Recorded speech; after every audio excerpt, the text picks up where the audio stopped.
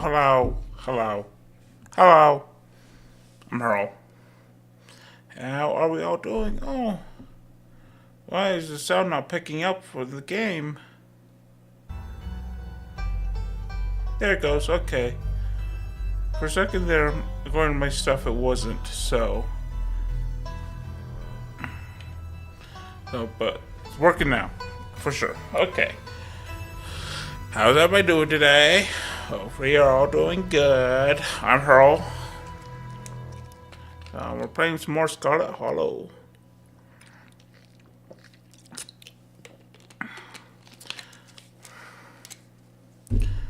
So I hope you enjoy. We're gonna get right into it.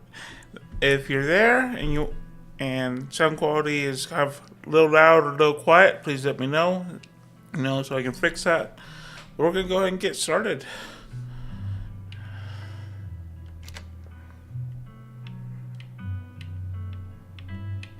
Yeah.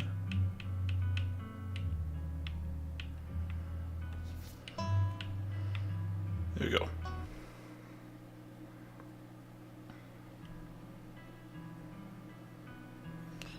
Going into chapter 2.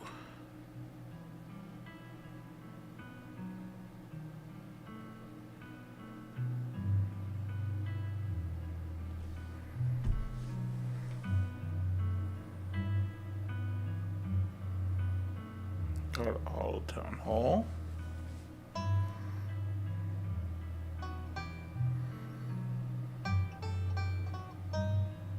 This is the same video that I played at the end of the last one.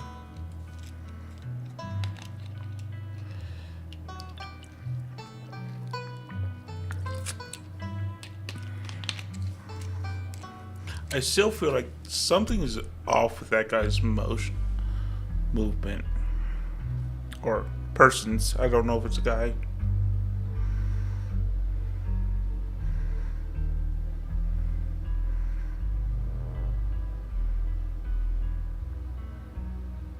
Back to the alpaca. I think those are alpaca.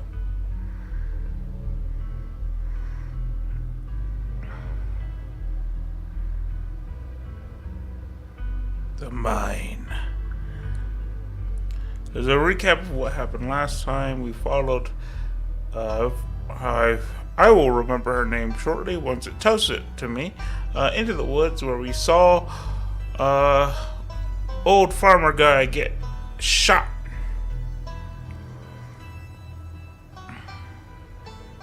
And there were creatures there. Pale white.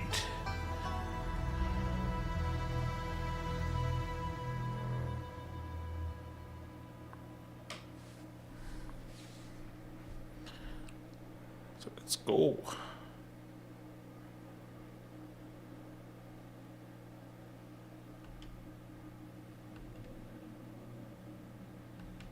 Continue. Sure, let's hit a recap. The funeral of Perla and Scarlet, your cousin's mother, and your aunt seem like something you shouldn't ignore, even considering your only mother's rocky relationship with side of the family. Welcome to our family's humble estate. Unfortunately, due to the current state of the house, only a few rooms will be safely accessible during your stay. I won't go wandering anywhere else if you value your limbs. The floors have been known to give out. It's Stella. Stella's who we tag. So what do you say? You want to tag along? Hold the camera for me while I narrate against darkening sky, that sort of thing. You'll eat those words when I come carrying a mountain lion corpse out of... Duke is the one that died. You'll eat those words when I come carrying a mountain lion corpse out of those woods at dawn. Yeah, the accent changed a little bit, I'm pretty sure. Bulbous deer. A single deer remained behind, staring down the beam of Stella's flashlight while Gretchen winds and pulls at her harness. Duke grapples with the thing as it grabs at his shotgun, pushing the barrel out of the way as it grasps for Birdie with oddly jointed limbs, while Stella glares in sharp silence as if paused, watching as the other creature attempts to wrestle Gretchen into the darkness, her desperate cries going unheeded. You dive for Gretchen, attempting to snatch her away from the thing's misshapen hand. You manage to grab her, but the creature isn't deterred. It rears back on its hind legs, its mouth opening, whispered tones sliding out alongside something sharp and unnatural. But then there's a deafening blast of a Duke shotgun, and suddenly it's gone. Oh my god, what do we do? So keep an eye on him for us. Make sure he doesn't get into any more trouble. Ah, yes, the cops who blame me. Welcome home. My grandmother used to talk about pale creatures called ditchlings. She always said they were a terrible omen, a sign of suffering to come. From the relative safety of your cousin's uncomfortable guest bed, the events of the past evening seem like something that happened to someone else, though you can still clearly picture the terror you felt in those moments. For now, you're safe and you're warm. Tuesday morning awaits. Wake up. You open your eyes. The sun has risen. The birds are singing. You are still alive, and for now, you are safe. Your gaze wanders across the room to the window and the woods beyond. You wonder if the monsters are lurking there, right now, just beyond the trees, ready to pounce as soon as you leave the crumbling estate. A familiar unease settles into your gut, tangling into a knot of anxiety, wriggling as the events of last night play out in your head. You can't help but remember Duke, slumped against a tree, pieces of him scattered across the clearing.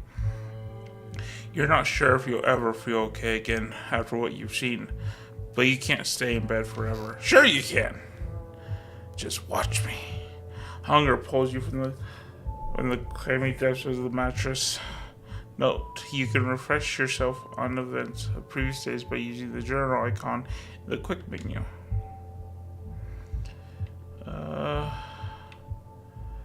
Let's put our clothes in the dresser. Never wound up putting your clothes away yesterday. Might as well get that out of the way before you start the day. Oh, an opossum!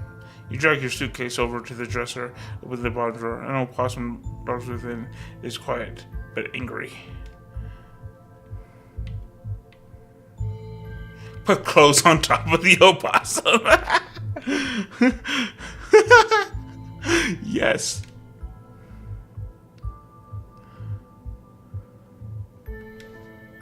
You lay your clothes on top of the creature, arranging them in a little nest. It closes its mouth somewhat more at ease than before, and looks up at you with its shiny black eyes. You close the drawer, satisfied with yourself for a job well done. Let's look out the window. You creep towards the window, careful not to be seen by whatever might be lurking in the garden. For a second, you thought you saw movement. It could have been an animal. It could have been something else. Whatever it was, it's gone now. Leave the window.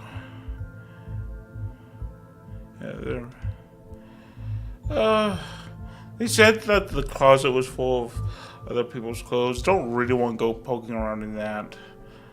So let's just get dressed and head to the kitchen. Time to start your day. You're back in the kitchen. Frau eyes from her favorite spot on the counter. You're back in the kitchen. Well, we are for sure just going to pet Frau. You know you can get this cat to like you. You're good with cats. You approach cautiously, holding out your hand at a non-threatening angle, showing Frau that you are friend, not foe. You withdraw your now bloodied hand. It's all part of the process. A few scratches aren't enough to deter you. You're certain she'll come around. Hey. Did you know the police called me this morning? You've only been here one day. You've already had a run-in with the cops?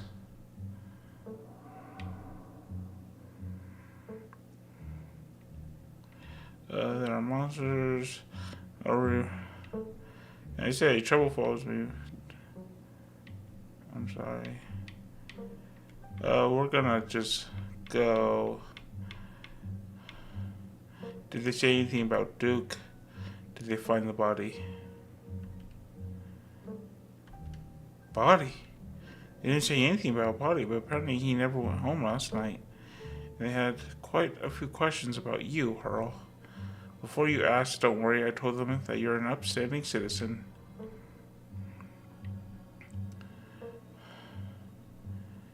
Uh, thanks for having my back. Sure, what else is family for? Oh God. Oh God.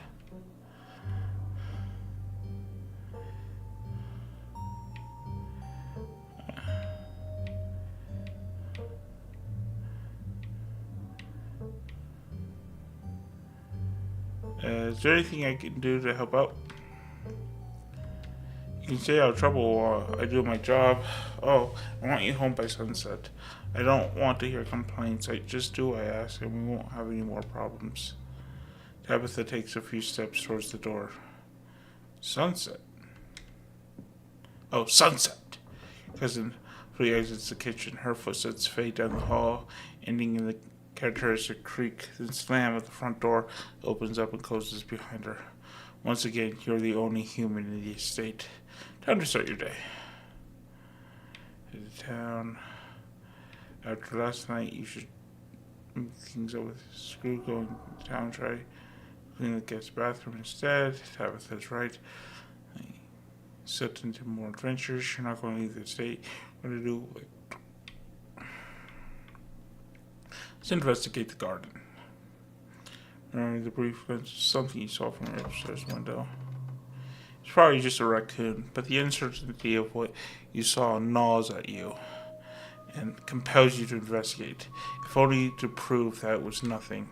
At the very least, you don't see anything now.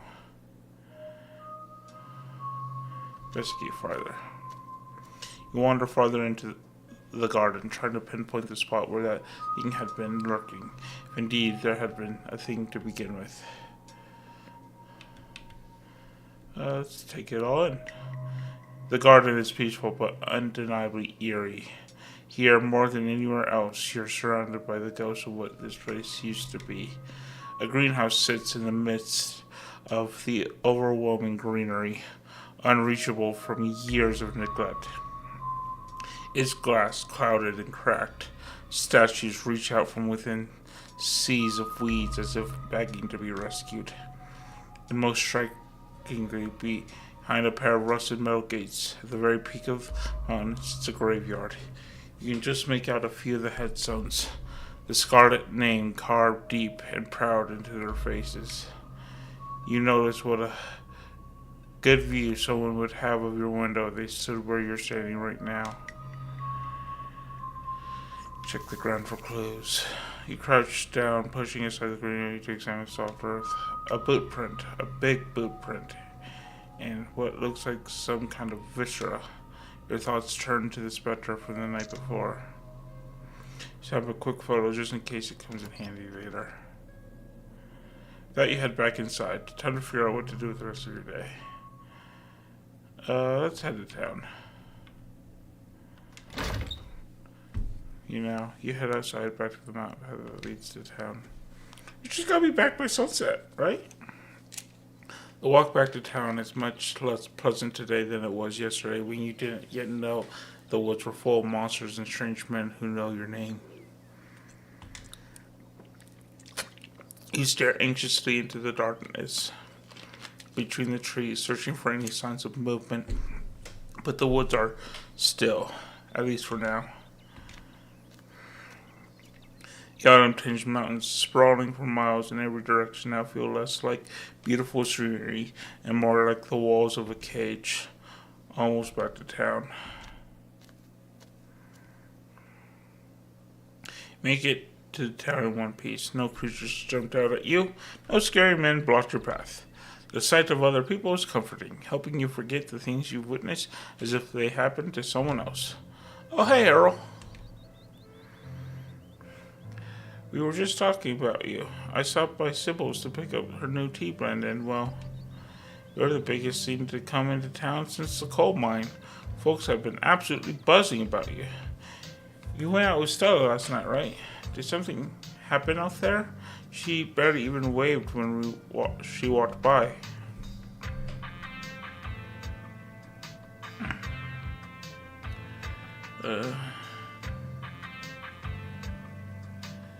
Let's just say nothing.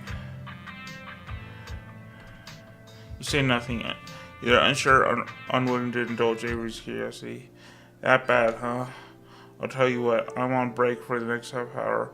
Why don't you swing by the diner if you want to decompress? Winnie can fix you some of Sybil's new blend. Maybe it'll calm you down a bit. I think you'll like today's mix. It's chaga and lemon balm. Should help you ease your stress and tension.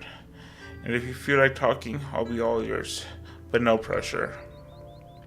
Anyways, it's up to you. See you around, Earl. See you, Sybil. Take care now, Avery.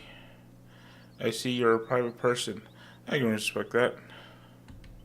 You never know how someone might respond to hearing the truth of what you encountered last night. I'd better get back to it myself. I'm glad I was able to catch up to you this morning, if only to see how you were holding up. Please don't hesitate to stop by if I can be of any help.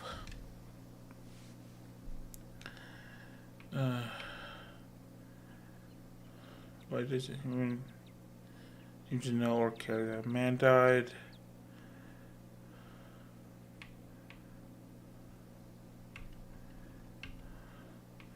We're gonna go. Why doesn't anyone in town seem to know or care that a man died? Town has a hard run of things, Earl.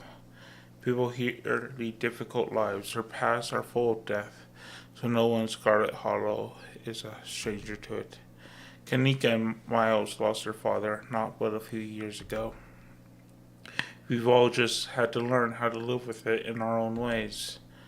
As for your encounter with the police, people tell a lot of stories up in the hills, especially city folk who wouldn't know a bear from a Bigfoot. No offense, of course, but I'm afraid that means most folks aren't going to take your claim very seriously, at least, not until they see what you saw with their own eyes. Be gentle with them, Earl. I'm so sorry to cut our conversation short, but I've got things I need tending to. Stay safe and God bless. That you are alone on Main Street. What to do with the rest of your morning?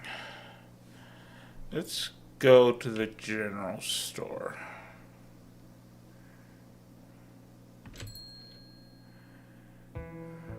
It's the first time seeing the general store in the light of day. The young man sits at the table, whether too preoccupied with his phone to care that you stepped in. I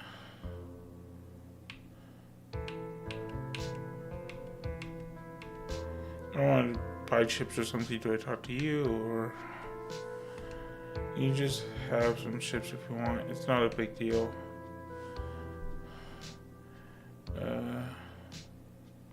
Won't Kanika get mad? Oh, she shouldn't have left me in charge while she's off doing whatever. Kanika cares about me offering someone free chips. She can hire someone else and let me live my life. We make most of our money on bulk orders anyway. A bag of chips doesn't make a difference.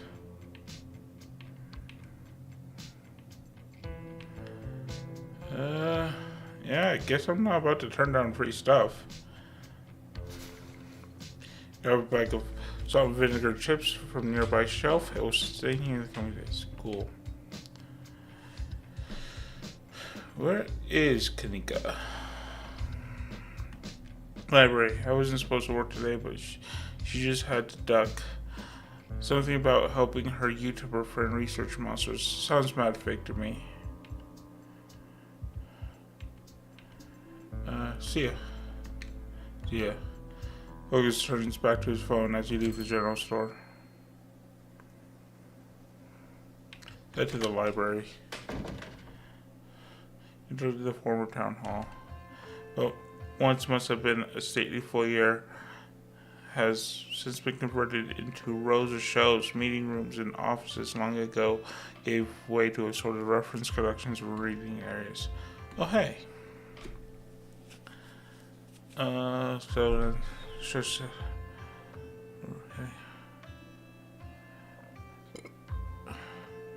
So fancy seeing you here. We're trying to research the creatures we ran into last night if you want to join. Sybil said she was waiting for you to get into town, so I assume you're all caught up on the ditchling stuff. Morning, Earl. You look tired. Isn't he supposed to get a good 8 hours? It was hard to fall asleep.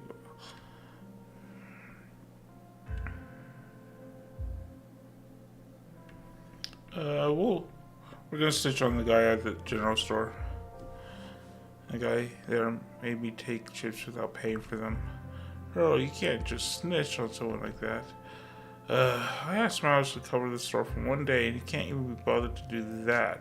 Typical. I'm paying him, you know.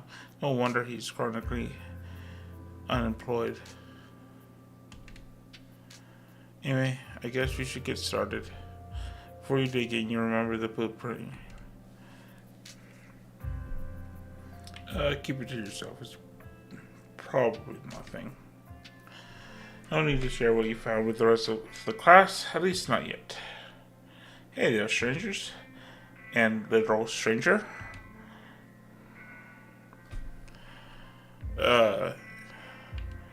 Introduce yourself. Hey, I'm Ronald, Tabitha's cousin. I'm in town for the funeral. I should have known you were a Scarlet. You look so much like Vivian. Not that I knew her very well. I was still a little kid when she left. But the Scarlet resemblance, it's strong. Not that that's a bad thing. I'm Oscar Gutierrez, Chief Librarian and only librarian. Oscar's amazing. He practically built this library from scratch.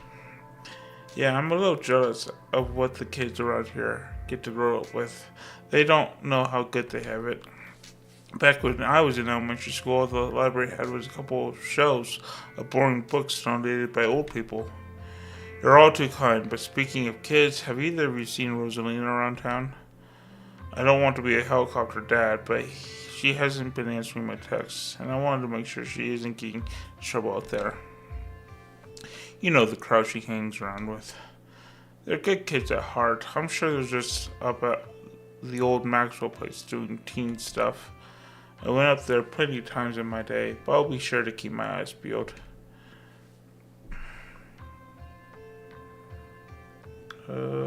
What's the old Maxwell place? It's this great old abandoned spot, and it's practically a magnet for young people. Even honor students aren't free from its call. I can't believe I used to be so reckless. The floors there were like Swiss cheese. I should really have a talk with Rosalina when she gets home. All those ditchlings in the woods. Ditchlings? That's actually what I came in today. Have you heard of them? Apparently seeing one's supposed to mean a disaster around the corner. Doesn't ring a bell. Dang, worth a shot. Okay. If you were, say, trying to predict a horrible disaster that might befall our town, where would you start looking? Well, they say history repeats itself, so I'd probably try and figure out what sort of disasters this region typically falls prey to. Should I be worried about something? Yes! Panic! Everybody panic! Wah!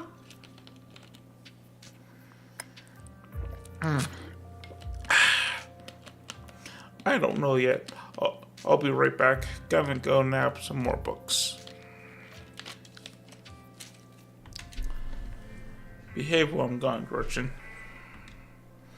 You don't have to worry about her stuff. You're such a good dog, aren't you, Gretchen? Here, have a biscuit, old get. Oh. Ah! Which one? Yes! Ha ha! Yes. Look at that face. Pure joy. I would do anything for that dog. Pretty sure Stella's barking up the wrong tree, Oscar. I don't think you have to worry about any horrible calamity falling the town. But she's right about the weird stuff. There's definitely something unusual going on out in those woods.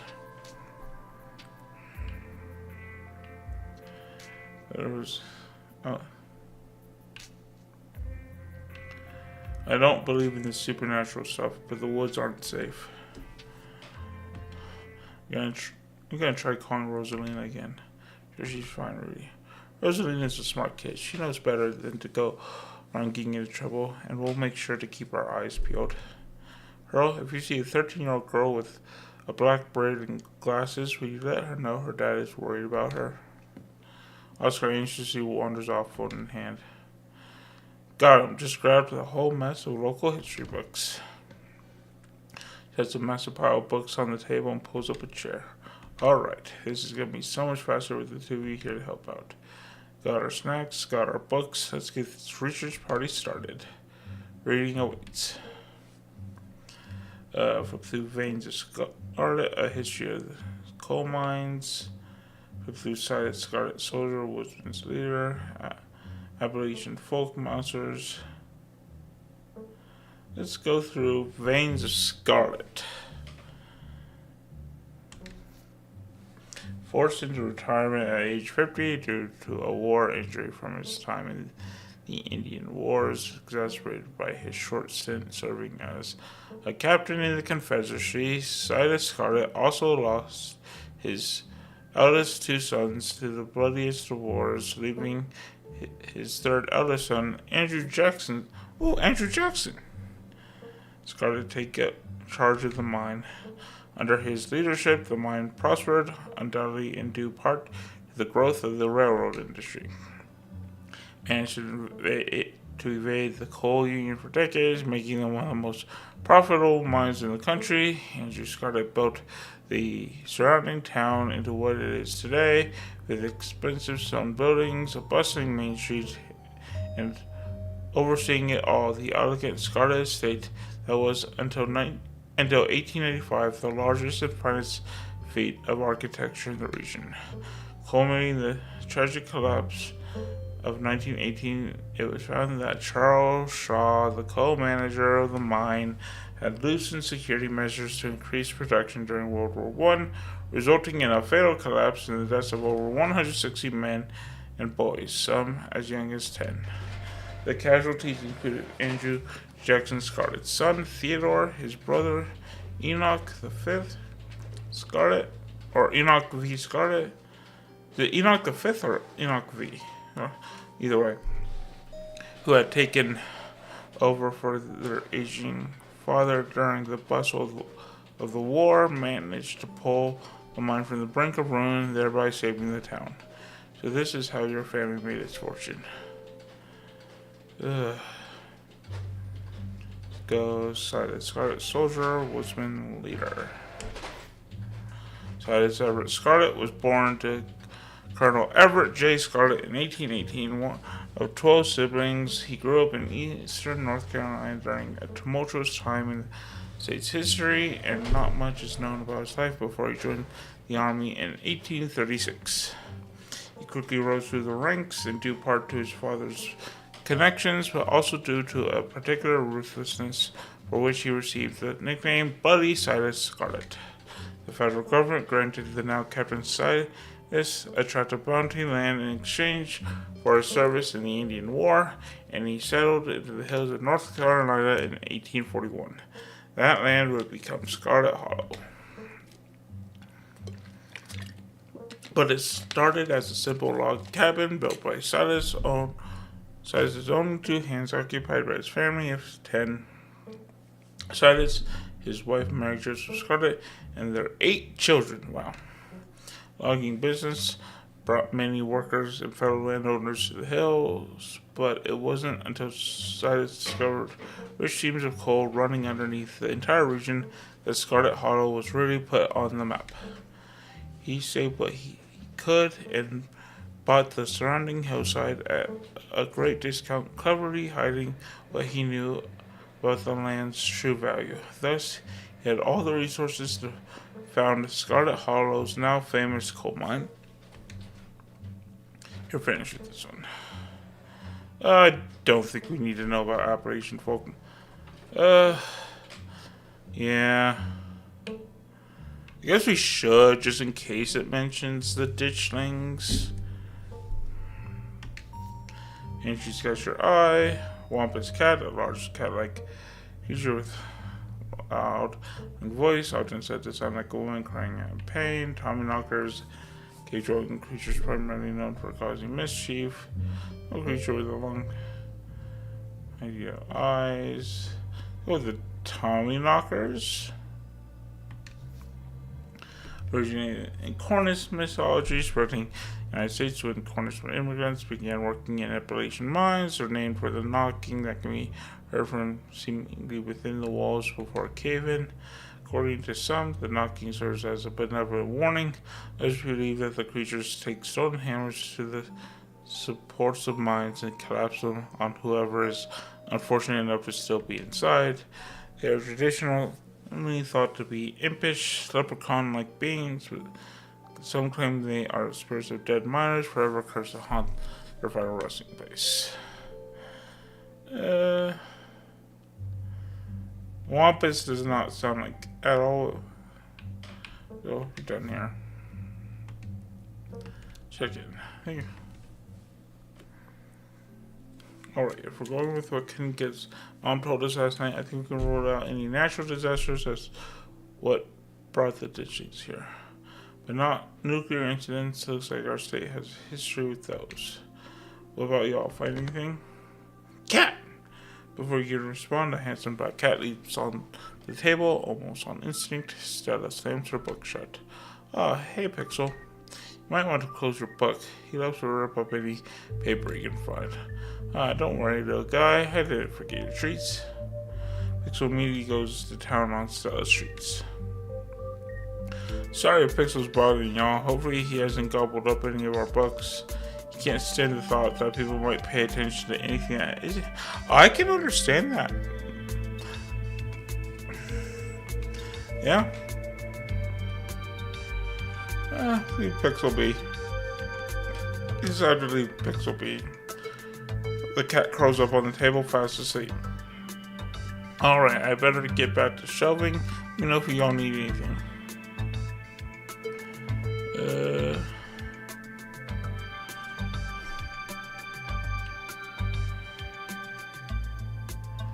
Let's go. What were you saying about nuclear incidents? We're talking about Goldsboro thing, right? Yeah. Apparently, in the 60s, a B-52 carrying a live warhead broke midair and dropped a couple bombs.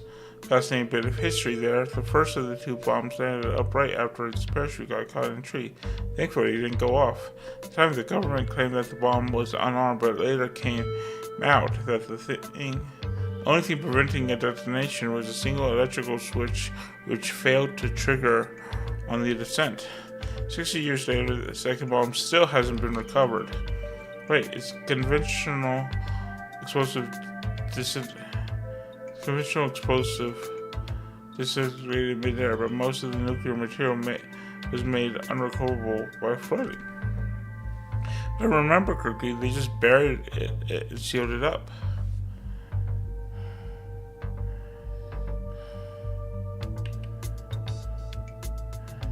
So the nuke made the ditchings?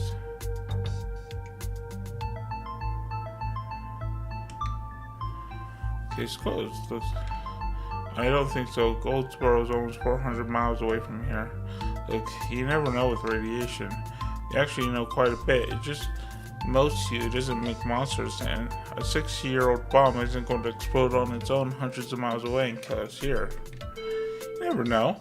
There could always be a whole underground society of bomb-worshipping mutants just waiting to blow it up. I've missed this.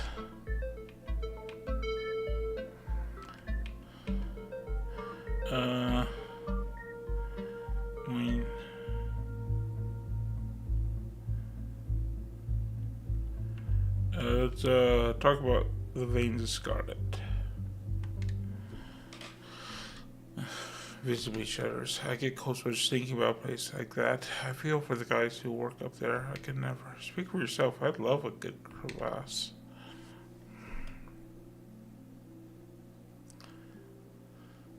Union busting minecart.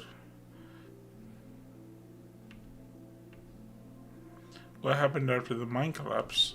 The book just kind of glosses over that. There was a union for a little bit, but it didn't last. There's not a whole lot written about the past century here. Yeah, the Scarlet Hollow mine isn't exactly the most ethically run business. I'm sure Tabby runs the mines better than Charles Shaw did. Still, hasn't let the union in though. There's a reason she and I don't talk.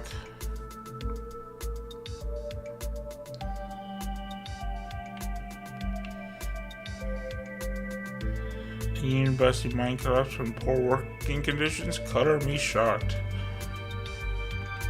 Yeah, it's pretty awful.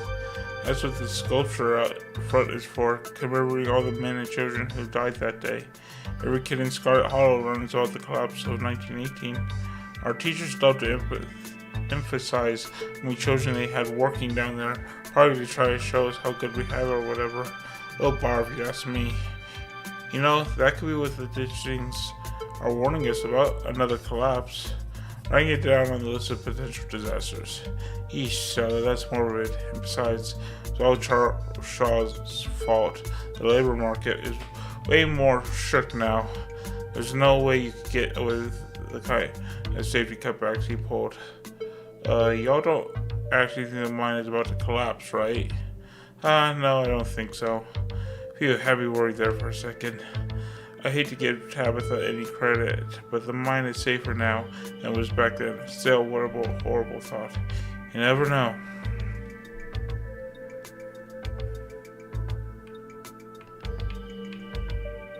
There's something.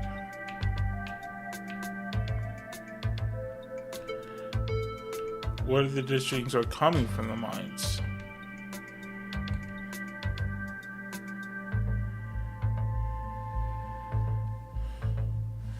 Maybe there's something down there making people sick and changing them. That wouldn't explain how many ditchings we saw last night. Like, sure, occasionally a miner goes missing, but we saw dozens of the things. I mean, it's definitely not mutated miners, but what if there's some sort of parasite down there? Maybe he got into some animals and spread into the woods. Now that I think about it, Wayne's a miner. Maybe that ties him into all of this. I know it sounds ridiculous, but it's one of the more plausible explanations we've got so far. Let's talk about the Appalachian folk monsters. Do you think the ditchings are Tommyknockers? What's with the whole warning thing? Good thought, but Tommyknockers live in mines. That's like their whole thing. Don't write it down though. Tommyknockers are literally just sounds that happen when a bunch of rocks and wood are about to collapse. Are they? Or are they the sound of mysterious creatures pounding on the rocks and support beams with hammers to cause a collapse? Simply no way to know. Let's move on. I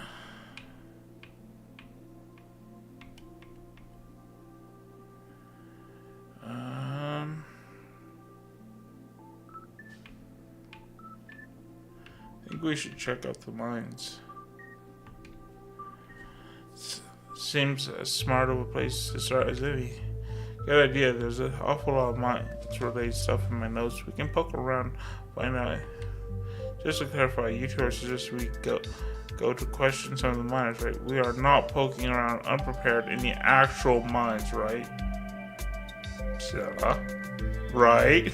Yeah, totally, 100%. I would never. We don't even have a good reason to go down there. Good, let's keep it that way. You know how I feel about mines. I promise, Neeks. We're just going to question some of the miners. Question gives us a good reason to poke around, say a cool abandoned coal mine, and we'll cross that bridge when we come to it. You can cross that bridge when we come to it. I am not going down around. I'm just messing with you. We'll stick to the surface. That reminds me, there's been this really unsettling miner who's been coming around my mom's tea shop lately. His name is Wayne, and there's something wrong with him, like visually wrong. No kidding, he snuck up on us last night and he called out her by name. Sent chills down my spine.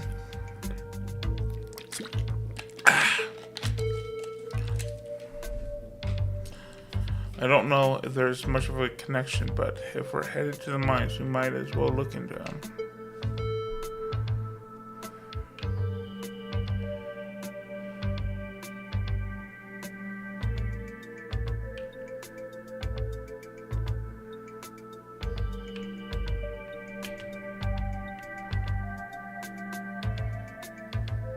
Maybe Tabitha can help us out. No, I don't think she'd be super jazzed to see us snooping around the mines. I can't imagine what she'd do if we actually bothered her while she's trying to run the place. She does get a little grumpy when she's at work. She gets grumpier at work. I'm pretty sure pissed is that girl's baseline level of existence. Chatting over dinner might be a better way to get to know her. If you're okay eating boxed mac and cheese, you can sneak around the mines, no problem. She won't even know we're there. Look at us going on a caper together. I miss this. I miss this too. Though, there is something missing. Reese. I really miss that dude. I can't believe how long it's been. Have you seen him lately? Nope. I've tried to plan stuff, but he's been too sick. I didn't realize it was getting so bad. That poor guy. You know, we could just pop over and surprise him. Seemed excited to meet Earl. Maybe we'll finally get him to leave his little cave. Oh yeah, let's do it. See ya, Oscar. We'll let you know if we run into Rosalina. Thanks, guys. I'll keep you all posted. Reese's home stands at the edge of the forest wall, an isolated buffer cushioning the rest of the town from unending wilderness. Reese, it's Stella. I brought some buddies, too. Shh, not so loud. He's still sleeping. Can I help you with something? The woman in the doorway starts directly into your eyes. You can practically feel your simmering irritation washing over you. Hi, Dr. Kelly. We were wondering if it would be okay if Reese could come hang out. Nothing strenuous, we promise. I'm not going to wake him up. If he's sleeping, he probably needs it. Whatever you two have planned is probably beyond what he can manage right now anyways. Oh no, poor Reese.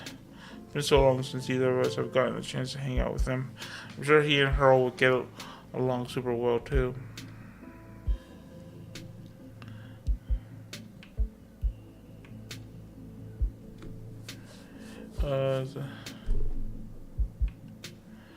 Hi, I'm Earl, Vivian's kid. I know who you are. The way she avoids looking at you as she speaks makes you feel like you've done something wrong, even though you're pretty sure you've done nothing at all. Reese's mom turns back to the house sighing. Sorry, I know that was a little rude. He just wanted to hang out with Reese, and he misses both of you too. He's usually feeling his best around mid-afternoon. Why don't you come over tomorrow? We can have some supper, and y'all can hang out for a bit. I don't promise that he'll be perky, but I'm sure it'll brighten his spirits to see you two again. And I suppose you can come too, Earl. That'd be great. I can bring a side dish, maybe deviled eggs. Does he still eat those? No, eggs are a little much for him. They won't settle well. You can leave the cooking to me. I know what he can handle. Okay, I'll bring soda then. That's on. Okay, yes, fine. You can bring soda. Nothing with caffeine. Ginger ale, preferably. Oh, and leave the dog at home. She might cheer him up. They have those therapy dogs. No dogs. Thanks so much, Dr. Kelly. We'll stop bothering you now. See you later. Dr. Kelly nods in acknowledgement and quickly shuts the door. The sound of several locks clicking into place can be heard from within. God, that woman makes me so nervous. She used to be so nice when we were kids. Always had the best stickers when we had to get our shots. Maybe she's just stressed about Reese. Or maybe she's just nice to kids. Either way, I guess it's just the three of us. You gonna drive? Yeah, sorry, I don't like the thought of going up there without the van. Cool. I'll take my shortcut then. It shouldn't take long for me to get there. You're welcome to tag along, Earl. Don't worry, I won't be offended if you'd rather ride with Kanika. I'm sure you're probably sick of the woods. Either way works for me.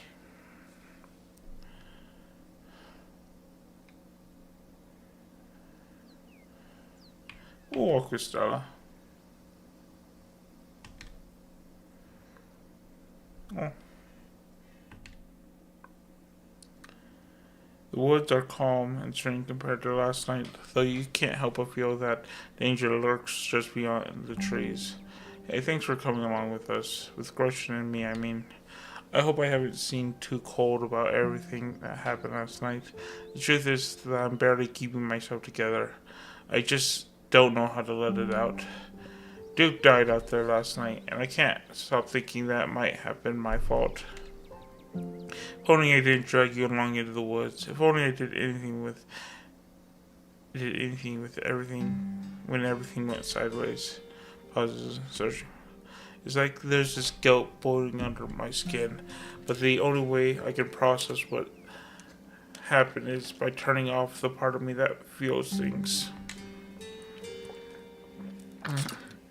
When I'm around other people, it's like I think of Duke dying as just a thing that happened.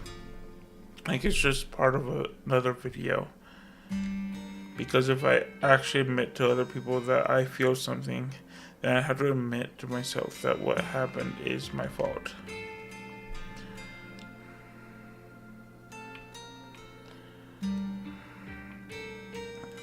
What happened. We have to make this. What happened. We have to make the choice to move forward. Thanks, Earl. You're right. I should be better at taking my own advice. I'm glad we could talk about this, though. I can't imagine what it'd be like to go through something like last night alone. What was that sound? Oh. Calm down, girl. It's just a bird. The same probably goes for the two of us, huh? Guess we're a little on edge. Sorry to the mine. It shouldn't be much farther. Kaji leans against her van as you and Sarah emerge from the woods. Hey. You all have a good walk?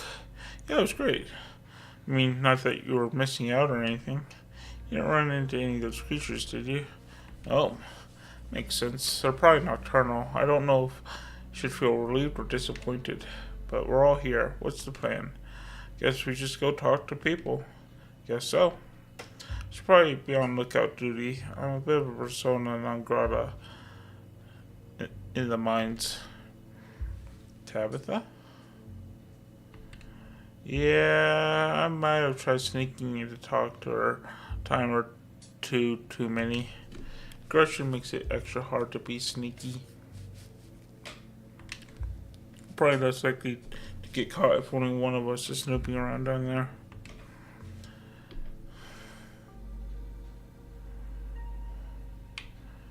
Yeah.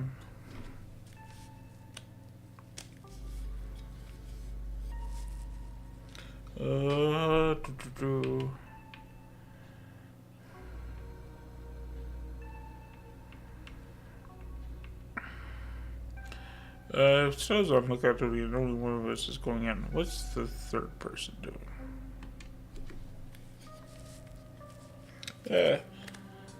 Come on. Okay, there we go. What's the third person doing?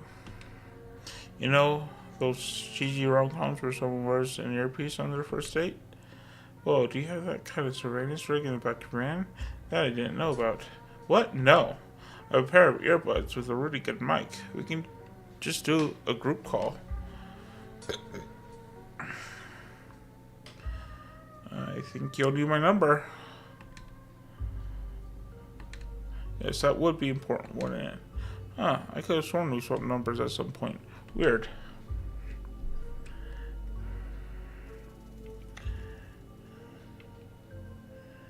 Quietly give them your contact info. I take it I'm the one going in? Aren't exactly friends, and pretty much all the miners shop at the general store. I don't want to make folks uncomfortable, you know? Probably for the best, Earl. Explore hot teas.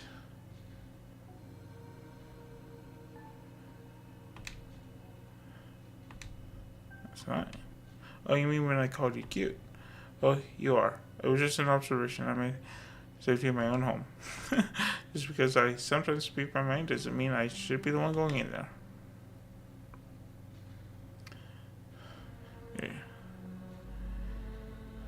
You're good, Kanika. I've got this. You'll do great. We can feed you questions if you get stuck, and so I can give you a heads up if Tabitha's headed your way.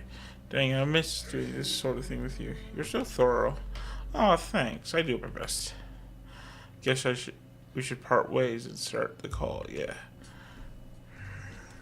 Stella and Kanika break off, leaving you alone at the entrance to the mines. Phone buzzes. Hey. Can you hear us? Try saying something.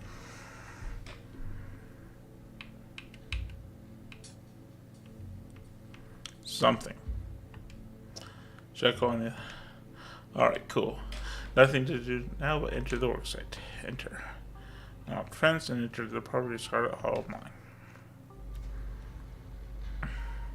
You pass through the unlocked fence and enter the properties. Approach the nearest group of miners. A blonde woman, a broad-shouldered man, and an old-timer. Their uniforms identify as Harrison, Davis, and Sachs. Got a reason to be bothering us?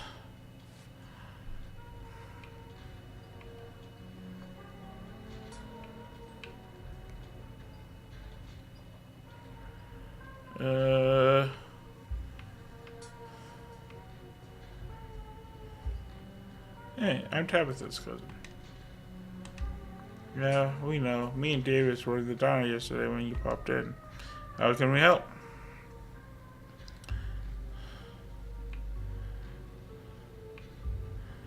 You know anything about a guy named Wayne?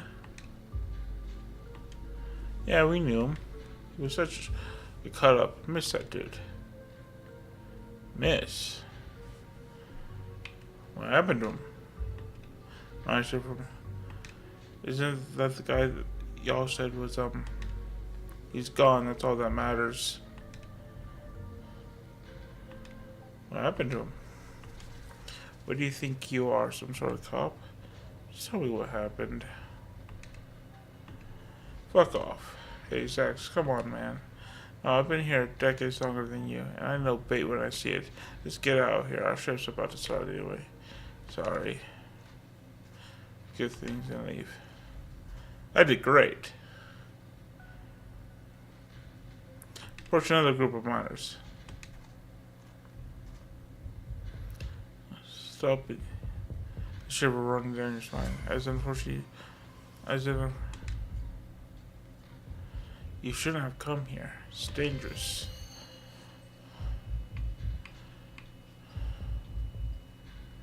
Was that you, the guardian, this morning? You don't have to be afraid of me. I am the only person in this town who truly cares about your safety. Don't forget that. Even if it's already too late to stop what's going to happen. What's going to happen? Were you saying another word? The figure's gone. Hey, Hurl, you still there? You've just been kings.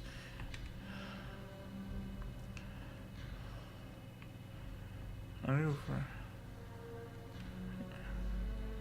I mean, I'm a new friend. Just. Oh, I thought I saw you talking to someone down there. Are you okay? I thought. Some real ominous shit.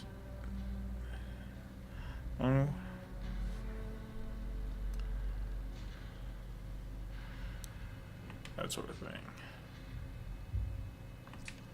What was that supposed to mean? Yeah, I care about your safety. This just means we're on the right track. I'm not about to back down. Wayne trying to make me leave just means that we're on the right track. Oh, so brave. Heck yeah, Earl, we've got your back.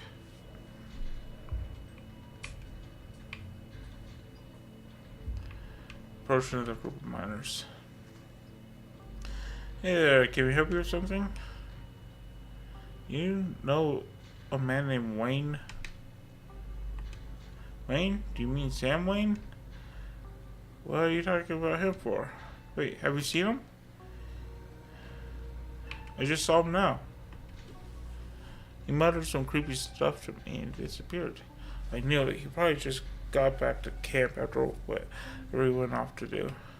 Hold on, Ted. Creepy isn't exactly his MO. You know that, Isaacs. How do you know it was Sam Wayne? I don't recall seeing your face around here before. What the folks at the general store have been calling him. And he getting civil.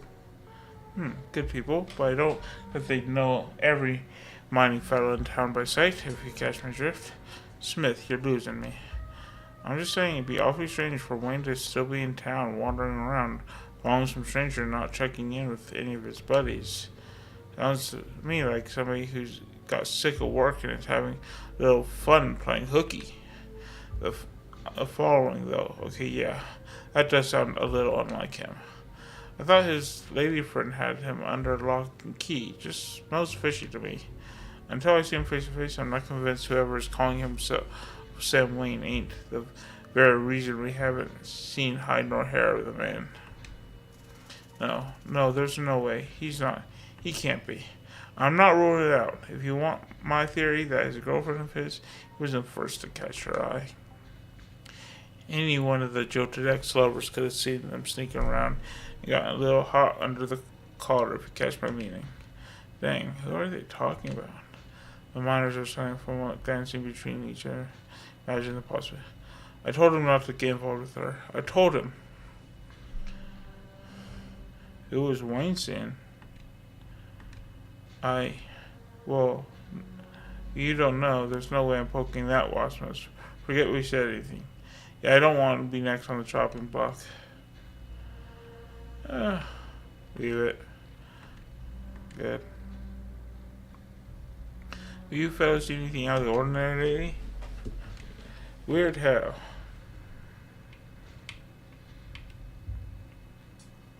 Weird animal sightings. Strange question. We don't exactly get out much. What's that have to do with Wayne?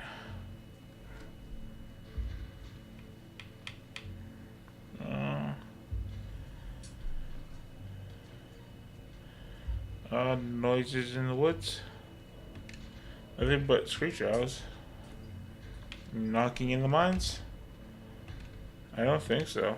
Can't hit shit down there. Not enough. Right, thanks. Anything else? Thanks for the help. I'm finished it. Let's pack it in, boys. Back to work. Should we check in? Just as a heads up, the only group I still see out there is pretty close to the main office. It might still be worth talking to them, but I don't know if I can give you all that much of a warning if Tabitha comes out.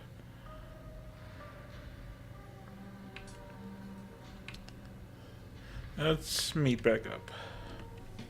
Cool, we'll meet you by the van.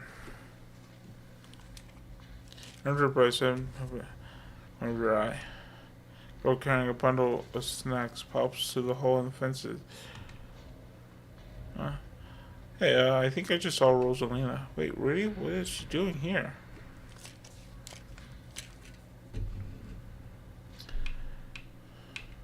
What should we do? We should go after her. What if she gets hurt? Can you imagine what Tabitha would do if she catches... Alright, I'm on my way.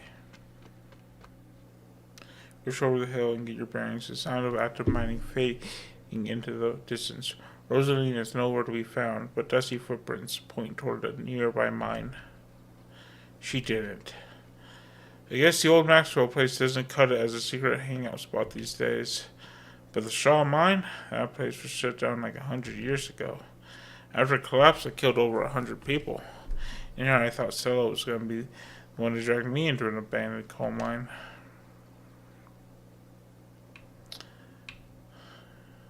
Guess we should go after her, right? Yep. Yeah, let's head in before someone gets hurt. Oh, you sure you want to tag on, Eeks? Her and I can handle this on our own. Yeah, I'm sure. As much as I hate confined spaces, I'm not about to let Rosalina get hurt in there. Even if it means I have to go underground. Just bring in minds before you follow. You briefly wonder if you should let Tabitha know about this. Follow Kanika and Stella into the mine.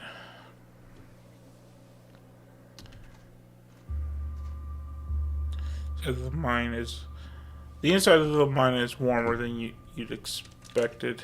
The air thick and wet. The ceiling hangs much lower than you are tall, forcing you and your companions to hunch over, your legs bent in a painful squat as you begin to navigate its maze of corridors. Jesus, it's cramped down here. Does anyone else's chest feel tight? Yeah, abandoned mines are way more claustrophobic than people expect them to be, and this one's real bad, because of the child miners. Should I say the miners? Can you convince me? Okay, I'm not superstitious, but if there's one way to make sure you get haunted, it's cracking jokes about dead child laborers while walking on their graves. Good to know. Good to know. What can I say? I do my best to tempt the spirits wherever I go. I actually snuck down here a few times to try and get some good footage. Part of my ghost hunting phase. Jesus, Stella. Things you do for your viewers. Did you find anything? I wish. If any place in Scarlet Hollow was actually haunted, it'd be this mine, hands down.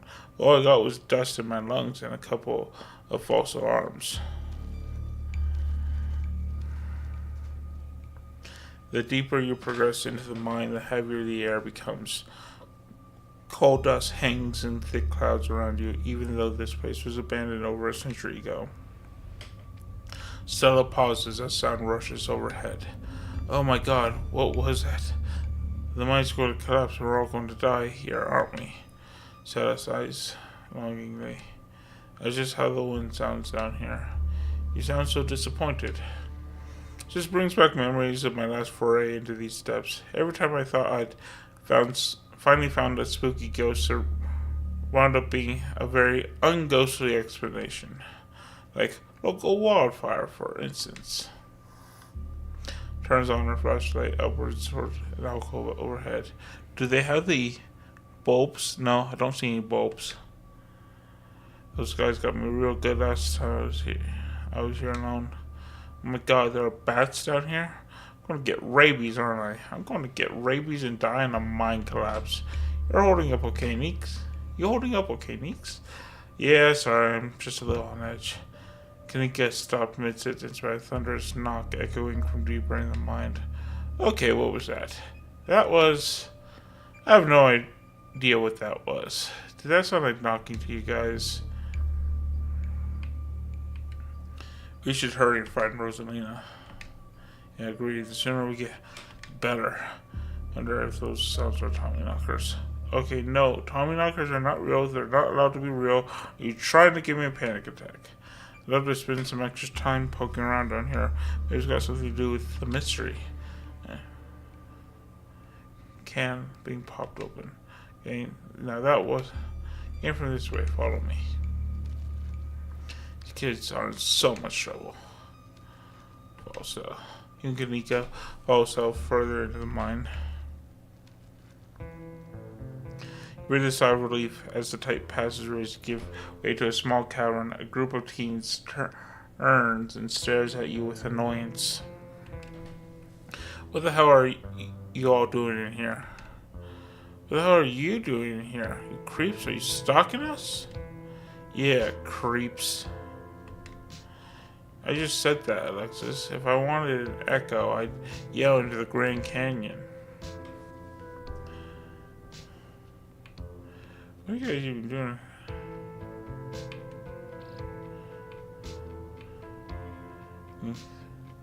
I'm having fun.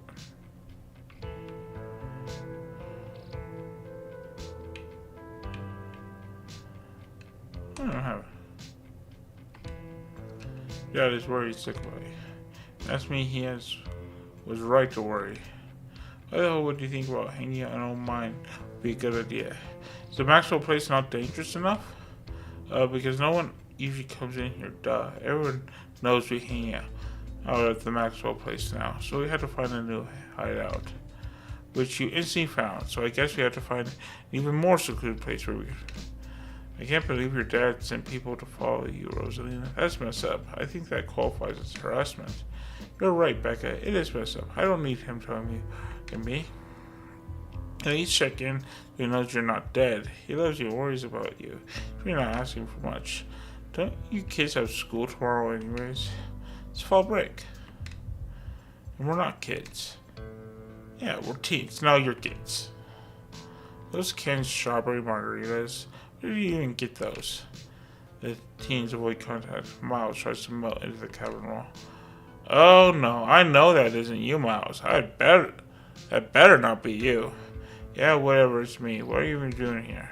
Becca's right. It sounds to me like you're stalking, harassing, and all that. You're supposed to be minding the store. Not like anyone even comes in on Tuesdays, and Mom's there, so it's fine. I start uncomfortably around the cavern as Kanika tears her. It's not fine. It's extremely not fine. Why do I always have to be the responsible one? Do you know what I would give to be as carefree as you? I left school so you would have a chance to live your life. This is what you're doing with it? What would Dad think if he could see this? Stealing booze from the family store to dig around in an abandoned mine? Dad's dead, Kanika, but if he were here, he'd be disappointed that you wound up being such a bossy jerk. Who cares if we're having canned margaritas somewhere nobody's supposed to bother us?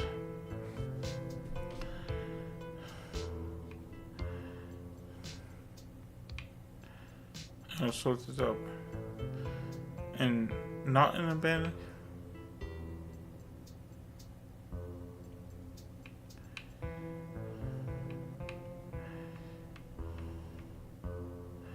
At least you're underage drinking somewhere a little safer. Oh, and what are you, an expert on mine safety? They only abandoned this place because there wasn't enough coal left to bother digging anymore. My dad told me, and he's an actual foreman at the continuous mining facility, so he knows what he's talking about. Wait, I thought your dad was a charge hand. No, Alexis, he got promoted last month, and he says this place is totally safe and we can get out here anytime we want. Becca's dad's right, though. Check how sturdy this place is. The teens with the beanie jumps up to... Oh, that was a knocking we were hearing earlier. One of these days, I'll find a real-time knocker. Oh my god, Zane, cut it out. Jumping up to hit stuff is extremely 8th grade. No offense, Rosalina.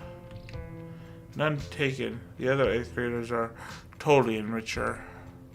Not like you, Rosalina. You're chill and smart, too. Quiet, all of you. I don't care where your dad works, Becca. This place isn't safe. Just because these old timber struts have stood this long doesn't mean they'll stand forever. I'm not listening to what some sad 20-somethings have to say about where we're allowed to be. Hey, I'm not sad. Where did you get that idea? Running a clickbaity YouTube channel where you run around chasing nothing is extremely sad. Anyways, Rosalie isn't going anywhere. She's better off here than at home. Yeah, tell him about where you had to sleep, Rosalina. We've been living in the library for the past couple weeks. Dad says we can't stay at our house. They've got a hot plate and a couple cots in one of the back rooms. It's actually a pretty sick setup. No, it isn't, Zane. Rosalina deserves better. I'm sure Oscar has a good reason for that. He's a good guy and he cares about you, Rosalina. He thinks our house is haunted. Oh? Wait, what? Such a bullshit excuse. Bet he couldn't afford it anymore. He's lying to you to save face. What a coward. Becca, I don't think you can, say that about other people's families. Isn't that like bullying or something? Shut up, Zane. Back up. He says it's haunted. I can't believe he didn't mention it to me. I could investigate. There's no ghost, Stella. It would be cool if there was, but Becca's right. I just wish you would be honest with me and tell me what's really going on. It's like he doesn't think I can handle it. Like I'm still a little kid. Hey, Anna. This is...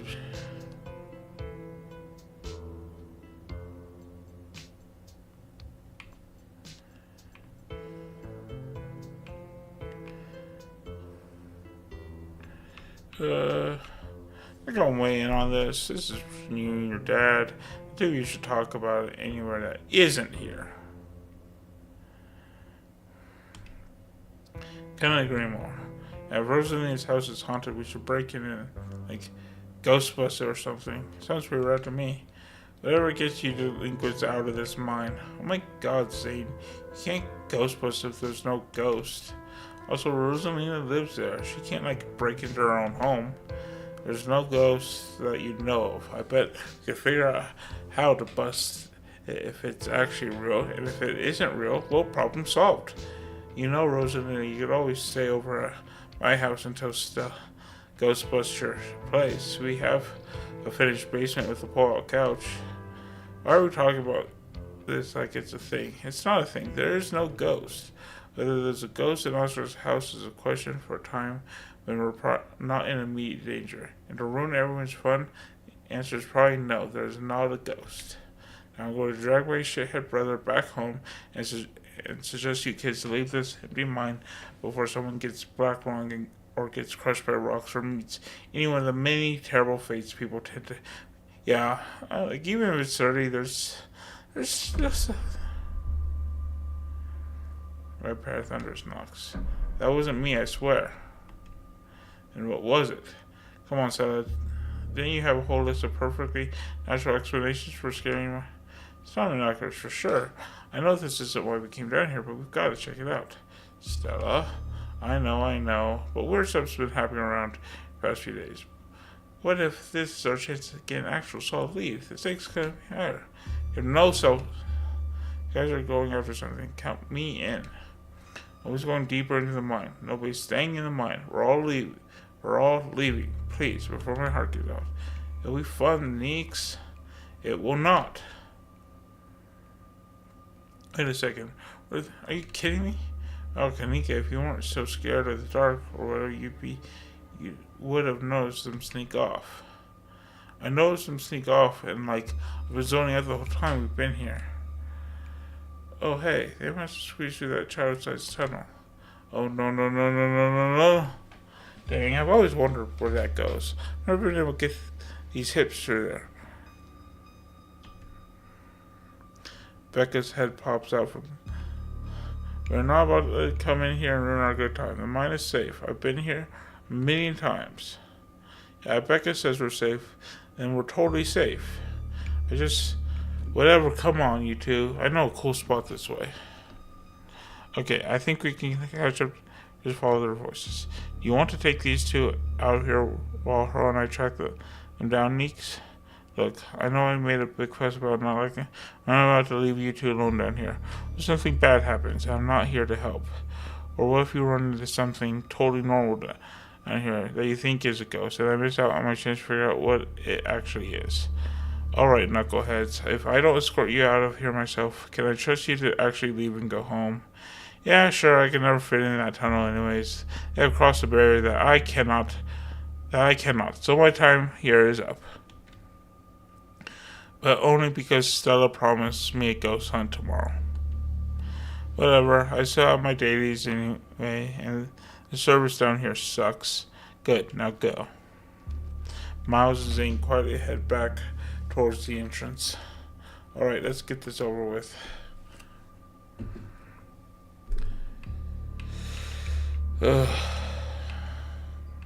Alright, let's do this.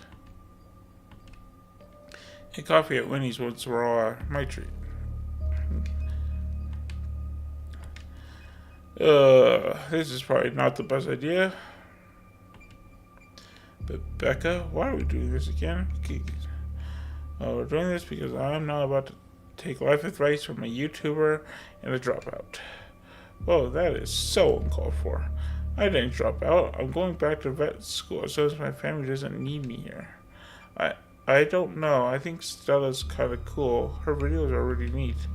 Come on, she doesn't even have a sponsor. What kind of YouTuber doesn't have a sponsor? Fuck you. Actually, I do have a sponsor. All Seas Collectibles sell.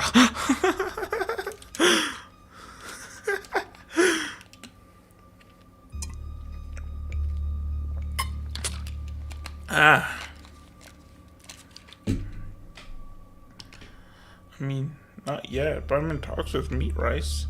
I make plenty of from ads and donations.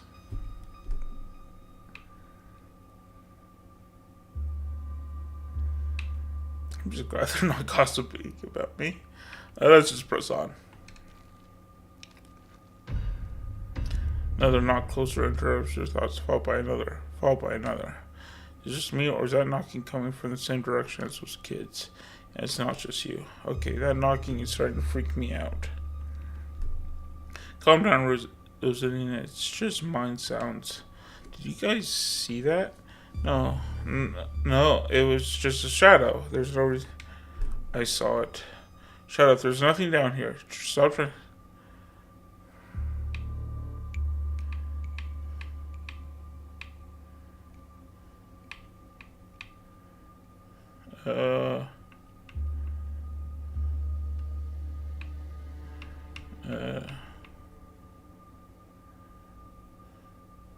Timothy was going to meet back up with us.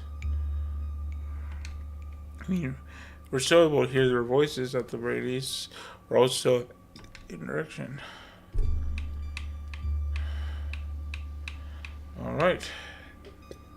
Keep going.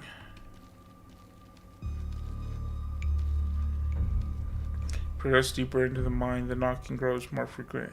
Still distant, but it's much louder than before. A century-old ladder is the only way forward. The darkness beyond you. Repetitive. What looks like the only way forward is that pit. It sounds like there's somewhere down here. There's a bit seen this far in. Looks like a death trap. Are we sure we should go? Wait up here, Neeks. I don't think I can climb down and hold Gretchen. Alright, I'm not going to argue with you. That ladder looks older than all of us combined. Good luck. Let's do this. Follows the. Oh, do I have to? Stay safe, Earl. You sure this is the way back? Come on. Pretty sure. I thought you've been down here before. Okay, maybe I didn't get this far in, but whatever. It doesn't matter. I definitely remember the way out. Hurry. I don't want to be down here anymore. It was actually this way. Oh, shut up. No one even wanted you to come with us anyway. Becca? Yeah, they're close, alright. Sounds like they're really lost. The voices around you, those of the teens and your companions sound odd, distant. Something in the darkness before you. No, you don't hear it. Walk towards it. You don't hear it, but you can feel it in your chest. Desperate need to perceive and be perceived. Hey, are you alright, Earl? Bear witness. No, but not before the... What the fuck?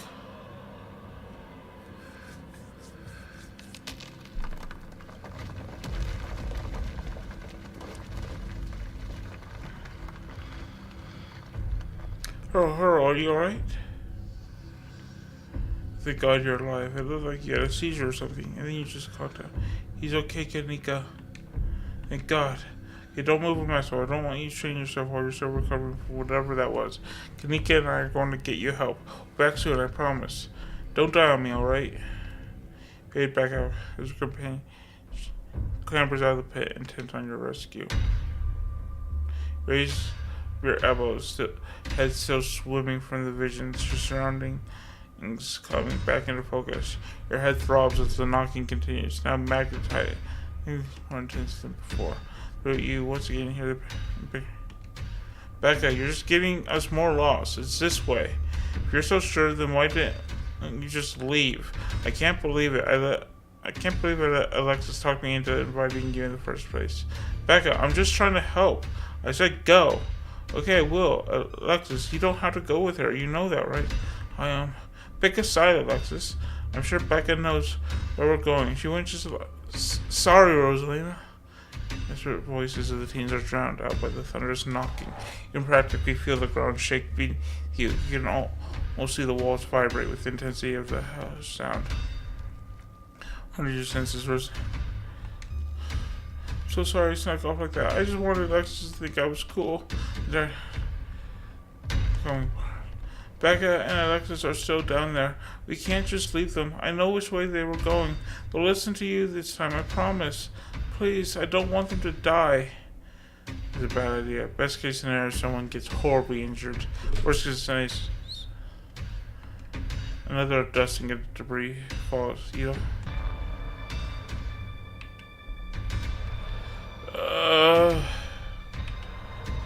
go. Come on. Forward. My trick with. I thought you knew the way out. I thought you've been down here many times already. I was making it up, okay? We're coming. Just stay where you are. Rosalina, you came back. I don't want to die down here. Then move. Move. Okay. Quickly push your way back. Reach the pit and climb out of the pit. Why couldn't you have just listened to someone other than yourself, Becca? I'm sorry, okay? God. Toward the entrance. Push forward to get your burning muscles giving way. Adrenaline. To your horror, you can see cracks forming on the walls of the tunnel. Come on, you gotta go faster. Almost there, I can see the entrance. Clouds around you. What the fuck? Rosalie, are you okay? Clearly she's not, idiot. Shut up, Becca. It was your idea to go down there in the first place. This is your fault. This really hurts. Pop their heads through the mine entrance. I think I hear voices in there. Oh my god. Rosalie, can you hear me? We're gonna get you out of here, okay? So I already called an ambulance. But that means cops are gonna come. They're gonna know I was drinking. They're gonna know we went in there to drink, right? Becca, that doesn't matter. If my dad finds out, he'll kill me. He can't know. Becca squirms through the gap, boards and scampers away. Don't worry about her, Rosalie. She's being an asshole. One of us should wait by the gate and make sure they can find us up here. I'm going to go get Tabby. Alright, I'll go down to the gate. Rosalina, I'm sorry. I'll be back soon. We're going to get you out of here. You're going to be just fine, okay? Ron Alexis will keep you safe until then. Am I going to die? Rosalina, don't say things like that.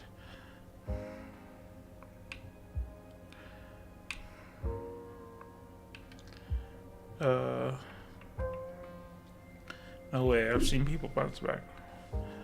You're going to be okay, just keep breathing.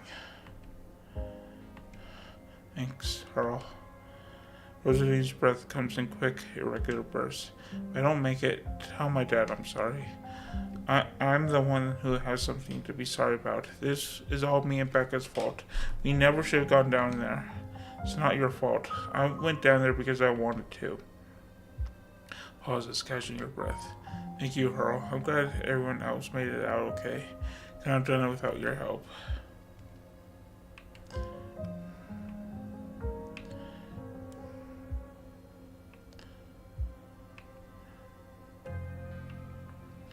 I'm just sorry I couldn't do more. If I didn't stick with Becca once we started getting lost, none of this would have happened. I've just been more smart or more brave, but I wasn't. Now Rosalina, it's not your fault. You're the nicest person I know, Rosalina. So I'm afraid that this happened to you, and I'm so sorry. It's okay, Alexis. It's okay. I can't believe you're the one comforting me. Rosalina, can you hear me? Yeah, it just hurts like hell. Sorry, I shouldn't be pushing you to talk. I'll just hold your hand until they come back with help, okay? Your secret. Say the silence.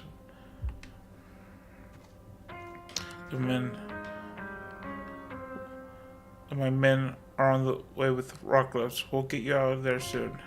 Earl, I'll be having a word with you. They're over here, Earl. Jesus H. Christ, you weren't kidding about the emergency. We a bit for the ambulance. The nearest depot is over in Brevard, so it'll be at least another half hour. You're the man. You have half an hour to get her out of there. Move it.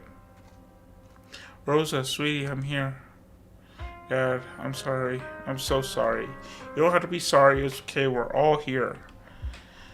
You can hang on, Rosalina. I know you can. And quickly get to work and manage while Rosalina. The ambulance arrives. Sorry, I'm afraid there's no space in the back. What do you mean, I can't ride with her? You're better off driving behind us. We're headed to Brevard, just quite a ways. She's going to be okay. She's going to make it right. Please, God. Yes, sir, I promise you. We're going to do everything we can to keep her stable. Her vitals are looking good. Rosalina, my poor baby. I'll be there as fast as I can, okay? I promise you won't be alone. I love you, Dad. The paramedics load Rosalina into the back of the ambulance and drive off. Oscar approaches you off the side. Man. What the hell happened in there?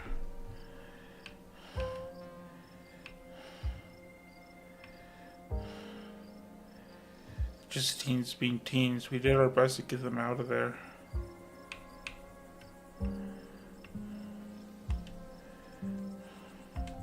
No. This was no teenage fault. Parents' job to make sure their kids don't deliberately put themselves in these situations. Rosalina was mad at me. Instead of fixing the thing that was driving her away, I just ignored it. This is my fault. Oscar, I'm the parent here. I'm sure she thinks I'm making things up about our house being haunted, but I've seen things I can't explain, and it's only gotten worse over time. She told us about it down in the mine. For what it's worth, I believe you. No comment about it tonight. I don't know. Once you're back from the hospital, we can check it out for you. Thanks, Stella. That means a lot. I've got to go. Mr. Gutierrez, is it okay if I come too? I want to be there for her. Of course, Alexis. It'll be good for her to see a funny face. The two of them head over to Oscar's car and drive off.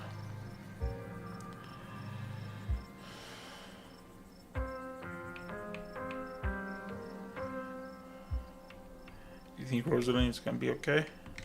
The paramedic says she was stable. She's a tough kid. She'll be okay. What happens now? What happens now is we have a word, all of us. What the hell were you three doing there?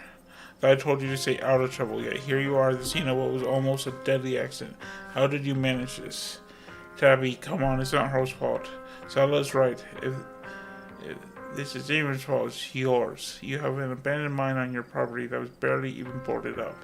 It was only a matter of time as anything happens to Rosalina, it's on you.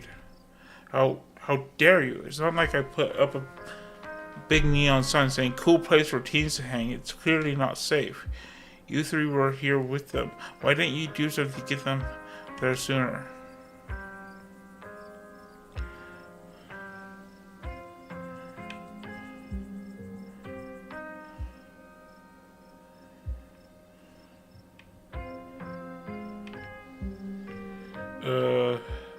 I think Tabitha has every right to be upset right now.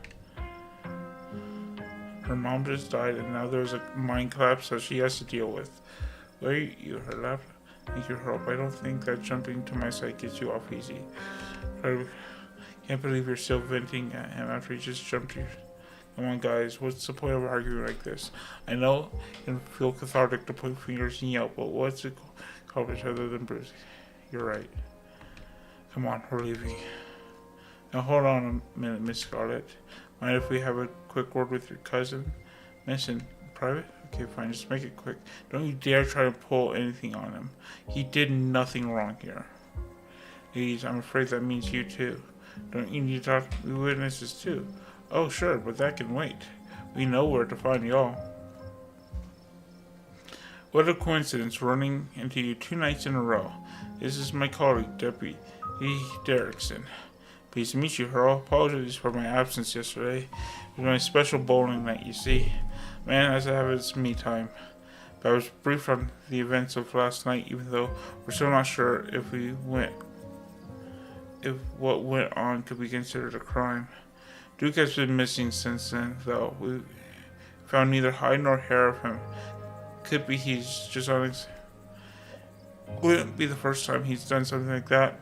I was told the footage showed his supposed body, but we couldn't get the camera working, so no way to confirm until we track him down.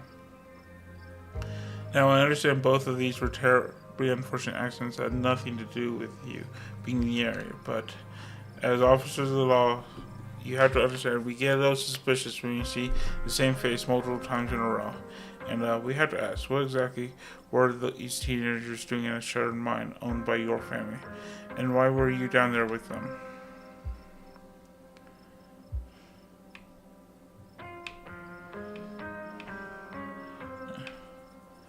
See, so we went after them.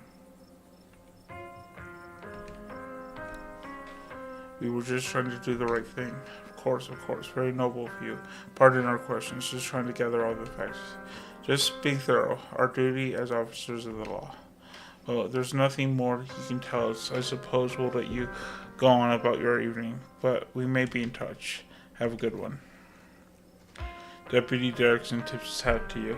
The two officers wander back towards the mine, Derrickson taking notes as they examine the scene.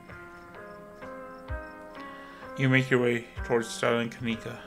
I just can't believe 2 nights in a row. Is it my fault, Neeks? No, this is all just an awful coincidence. It's not your fault.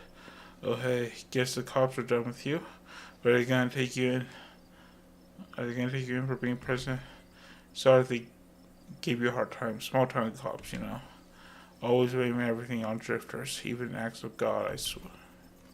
You didn't get arrested. Oh, come on, let's get back to the state. I have to get some rest before I have to deal with the fallout of everything that happened tonight. I'll see you tomorrow, okay, Earl? I'd really rather you didn't. If you're gonna run around almost getting killed every night, keep my cousin out of it. Your cousin is an adult, Tabitha. He can make his own decisions. Not while he's under my roof. Come on, let's go. As if to grab your arm. Taxi would. And we're back.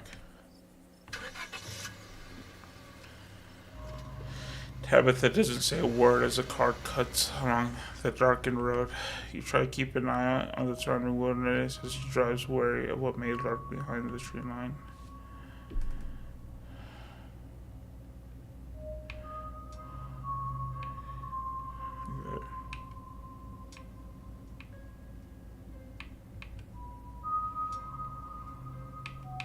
Just ride in silence. Yeah.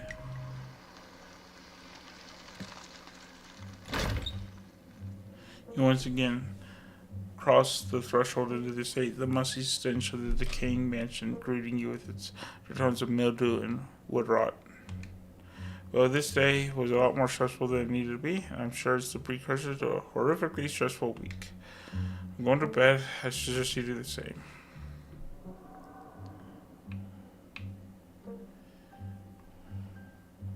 Please just talk to me. There's no point. At the end of the week, you'll go home and we'll never speak to each other again. We just have to get through this week.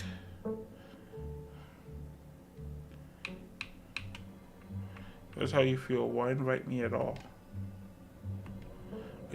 I don't know. You're the only family I've left. I didn't want to do this alone. I am even talking to you. I'm too tired for this. I need to sleep. We'll see you in the morning.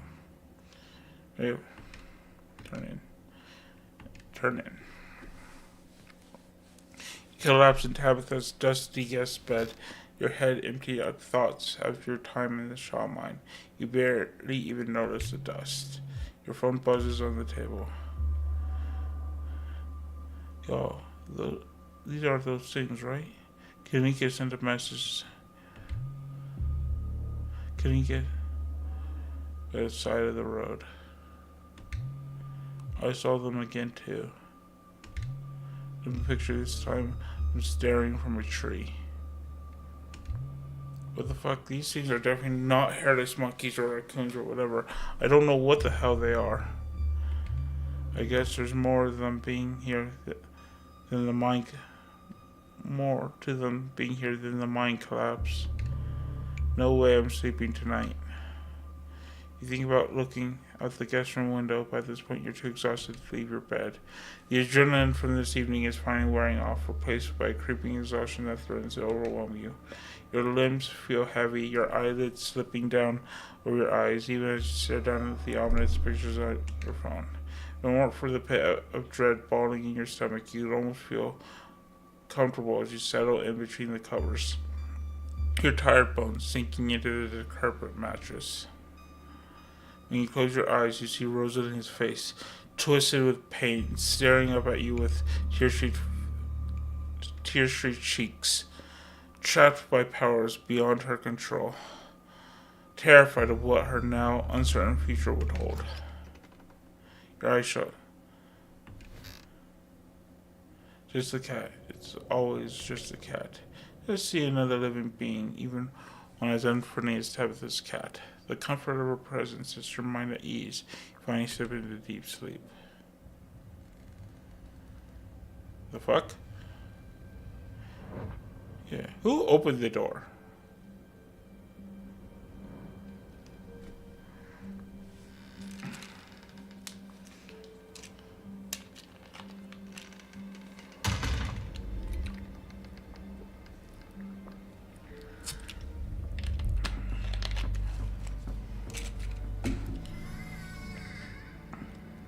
Oh.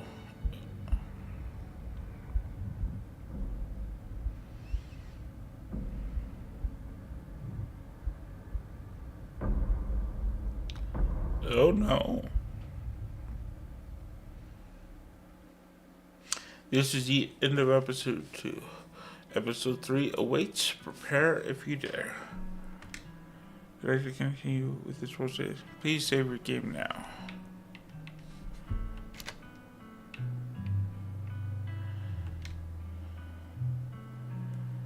Alright.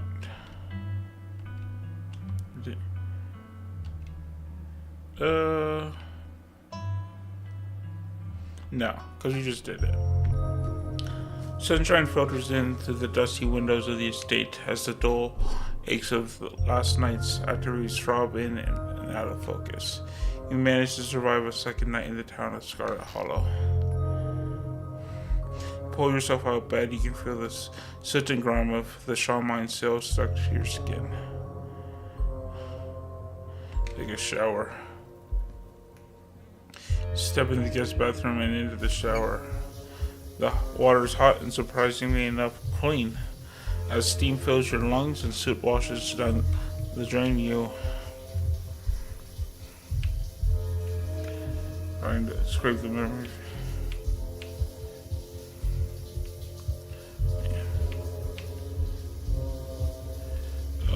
We're gonna try to scrape the memories.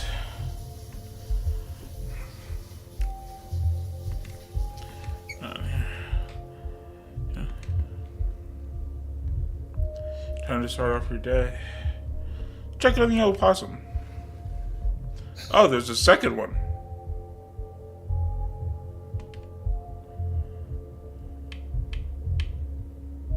Pet them. Maybe.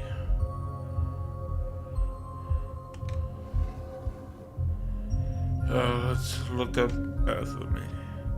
Unfortunately, after finding that footprint and viscera in the garden yesterday, you can't help getting back at you. You breathe a sigh of relief. Nothing's out there watching you. At least nothing you can see.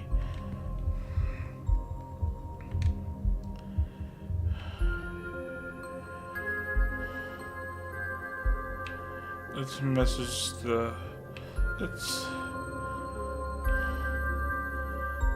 group chat.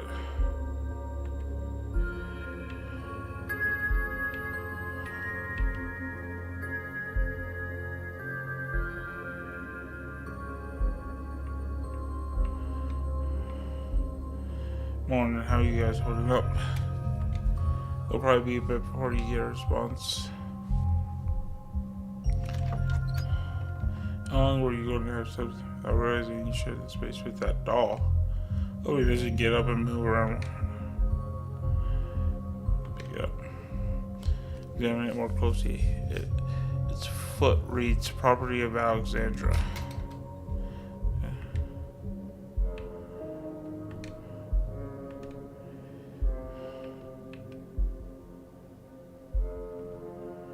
How are you holding up? Head downstairs.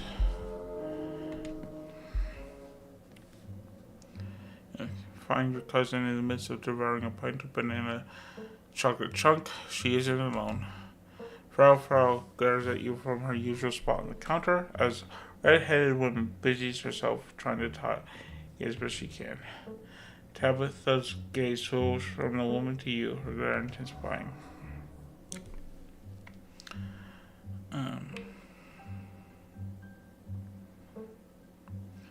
Hi, I'm Earl. Good morning, I'm Janie. Just here to do my little weekly cleaning. Whatever cleaning Miss Tabitha will let me do, at least. I could have this place looking brand new, you know. Don't go making any big renovations or moving anything around. I like knowing where my stuff is. Okie dokie. It's so nice to finally meet you, Earl. I mean, I guess I did meet you on Monday when you popped into the diner. Janie? But seeing someone somewhere and meeting them face to face are two completely different things. Thanks. Alright. All I'm trying to say is it's wonderful to finally actually meet you, and I'm so happy part of the family is here to keep Miss Tabitha company with everything that's Janie. I'm sorry, Miss Tabitha. Being too much again? Was an acknowledgement. Any updates on Rosalina? Yeah, they had to take her. Oh. You're lucky that wasn't you. What were you thinking going down there without me? Tabitha takes and discards the empty container. Let's get going. I've got an errand to run in town, and every time I've left you here alone, something terrible will end up happening. So you're coming with me.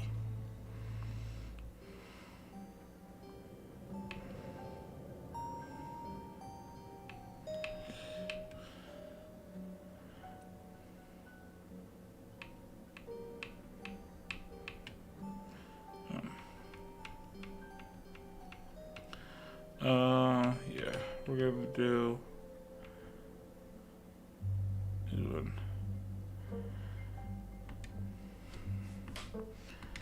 Just because something terrible happened to someone doesn't mean that life doesn't go on.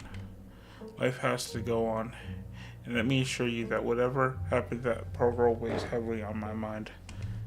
Now, shall we go, or would you rather keep bombarding me with guilt for something I had nothing to do with?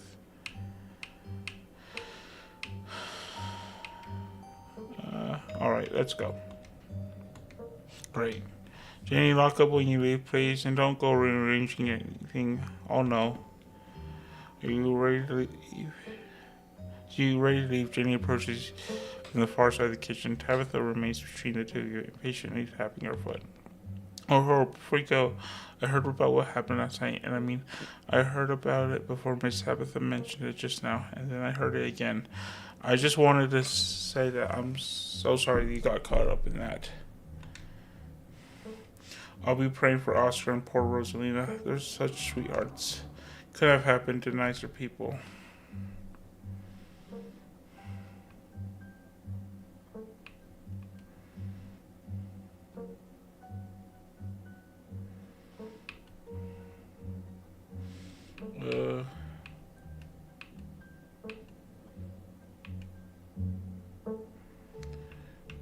Let's go.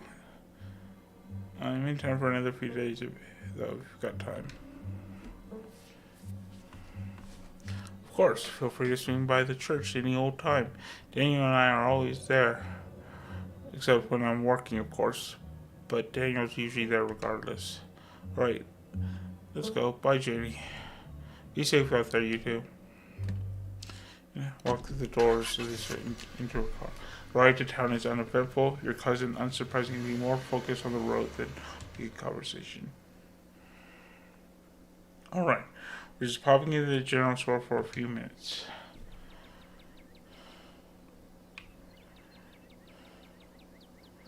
It's nice to just go on an errand. Exactly. Trying to. Professor Kanika exits. Fine, okay? Keep coddling him.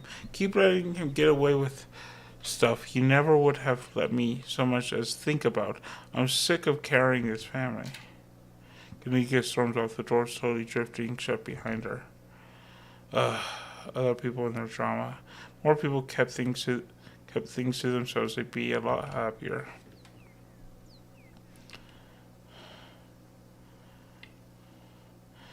I'm glad she's finally loose. Maybe her family will stop taking advantage of her. Her family is taking advantage of her because she lets them, not because she's normally measured and composed. A spray like this means nothing if she's still here next year, and yet again the year after that. If anything, it just tightens the ties that bind her here.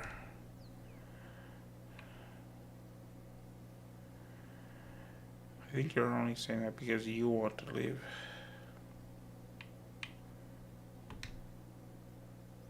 Why are you still here? I have responsibilities. If I'm not here, if I don't do my job, all these lives are effectively over. Come on, Rory, let's go. Yeah, but he's there every day, and I know he comes in to see you every now and then, so I hardly think Mr. Tremaine not coming into the diner for one day is something to worry about. Well, if you say so, see you around, Sybil. You have a good one, dear. Oh, Tabitha, long time no see. Feels like you never go all the way down to Main Street. Okay. Hey, I'm sure it goes without saying, but I just want you to know that all of us over at the diner already feel for you. Anything you need, just let us know, okay? What? Avery nods politely, then leaves without saying another word. Who the hell was that?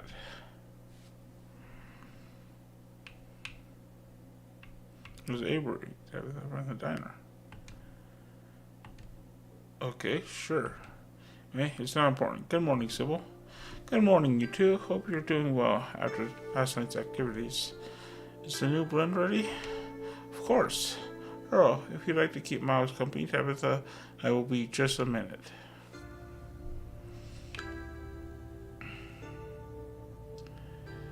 Is Kanika okay? Of course, she just needs time to cool down. Emotions are a little high concerning everything that happened yesterday. She'll settle down soon enough. I'm just glad both of you, though.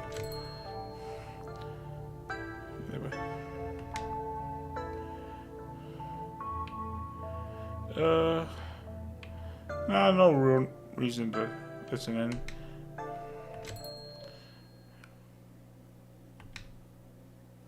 Oh, excuse me. Wait, you're Earl, aren't you? My name is Bo. I'm Duke's boy. It's a pleasure to meet you.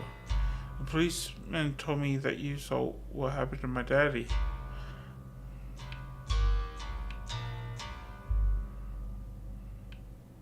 Have they found his body yet?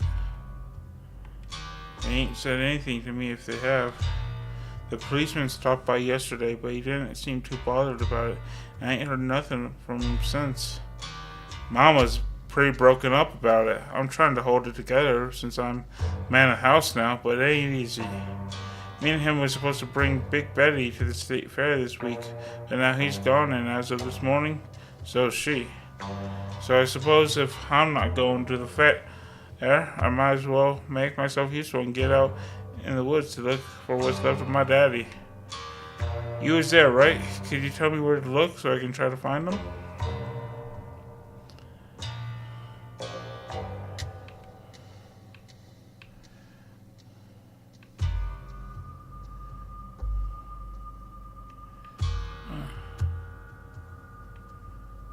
I think I just go. Is Big Betty one of your chickens? Nah, she ain't a chicken. Big Betty is our prize pumpkin. She was a big lady too. I expect she was at least 2,000 pounds. Not too easy to move something like that. Could be she rolled up down a hill, but I can't be looking for her just yet with what with everything else going on. I don't think you want to see him like that.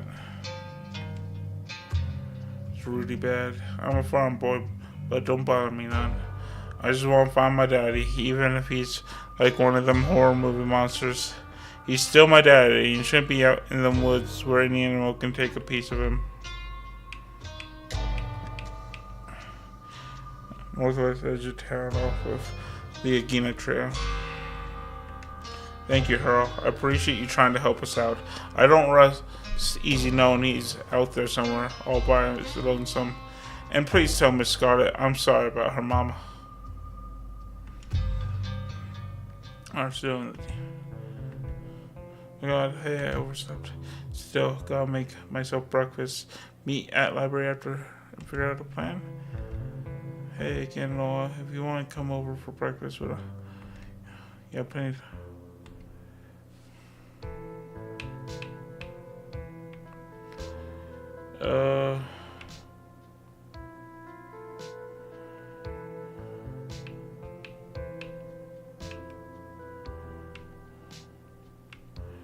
Let's see here. We're gonna wait for Tabitha today. Yeah. Did you hear about how Rosalina's doing?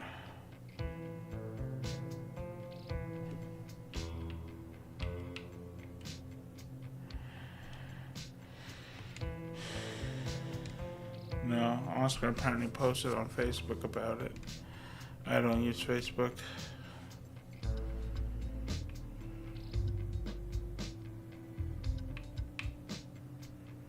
Are you worried about her? She's Alexa's friend. I don't know. We just went to school together, that's it.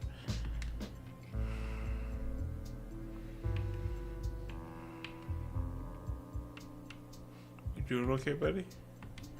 I've been better. Had some trash pulls this morning. You're all great cap to a bad week.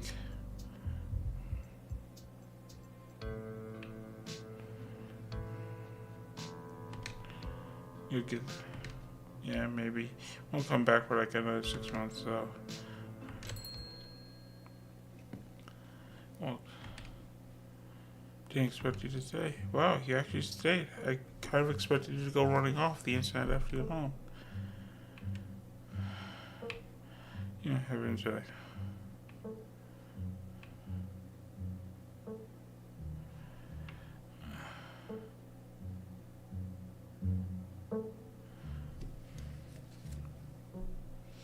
Family's important. I was just going to ditch you. That's nice. See if we can actually put it to practice by not doing it. Got a couple hours to spare. I'll pick us up some sodas and we can get out of here. I don't like lingering where just anyone could walk up and start talking to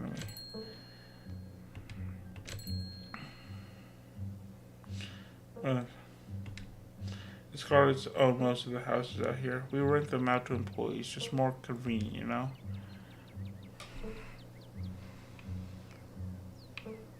Here I thought the estate was your secret lair.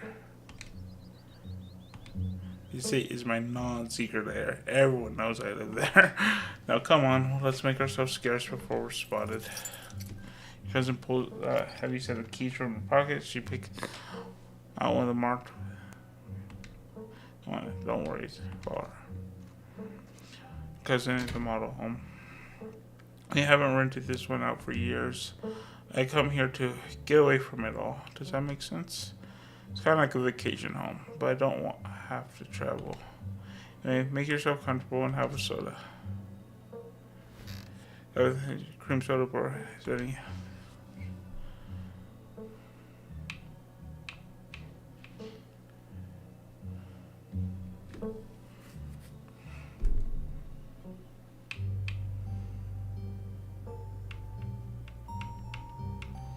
Let's talk about Tabitha. Try some.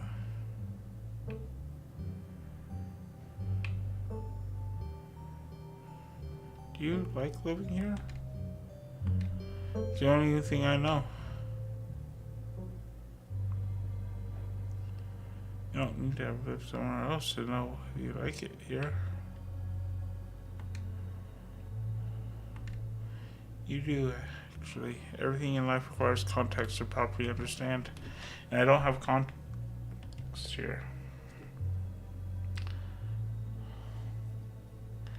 Or do you talk city folk, are you telling me?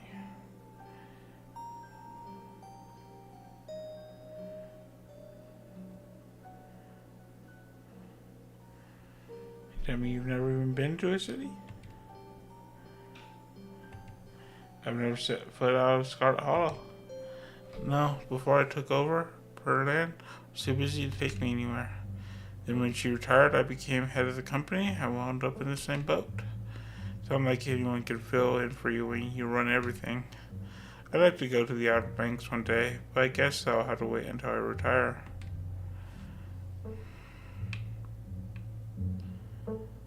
You can go. When this week is over, we can go to the beach together. I don't think so.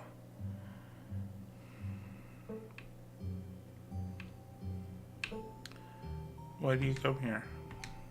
Like I said, I like getting away from it all. People know they can find me at this state, but they don't know about this place. It's nice to escape from being known, at least for a little while.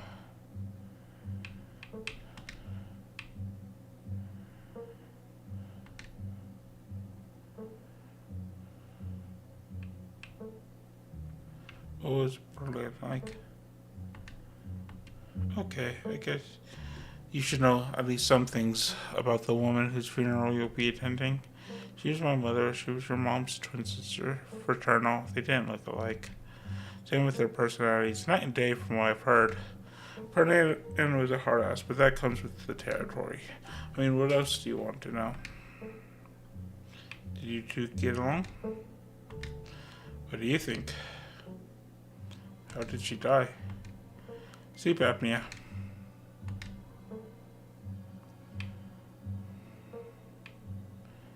Any other family members?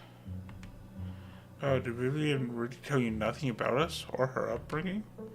Fine, I'll give you a brief history since she never bothered. Perlan and Vivian were raised by their grandmother because our grandmother died in childbirth. Our great-grandmother, Grandma Eddie, ran the mine before Perlan. Then Perlan took over. And now, here I am, following in their footsteps.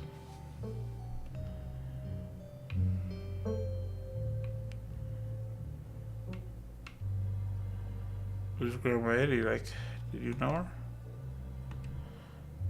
Her eyes is in. Kind of scary. Her voice is quiet. She takes another sip. Means that.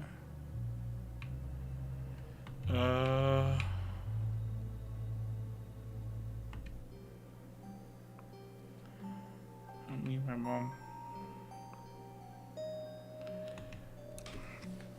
Yeah, my mom.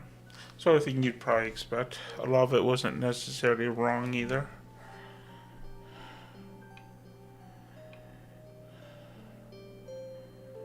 I'm glad I came up here. Yeah, it's good to have you here.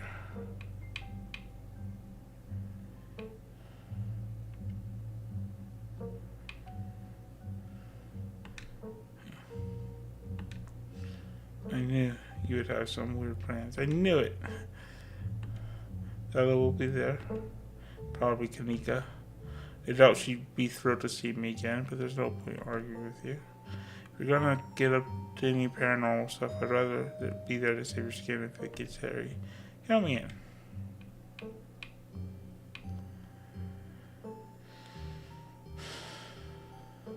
Take me. Thanks for taking me out here. Forgot. Mayor Jimmy Day. Good excuse to head over to the library. We should meet y'all there in half an hour. I totally blanked on that. Been having a weird foggy morning. Well, that they're still doing the Mayor Jimmy thing even after last night. Do you think news has spread yet? But yeah, we should go see Oscar. See y'all soon. Somebody's popular.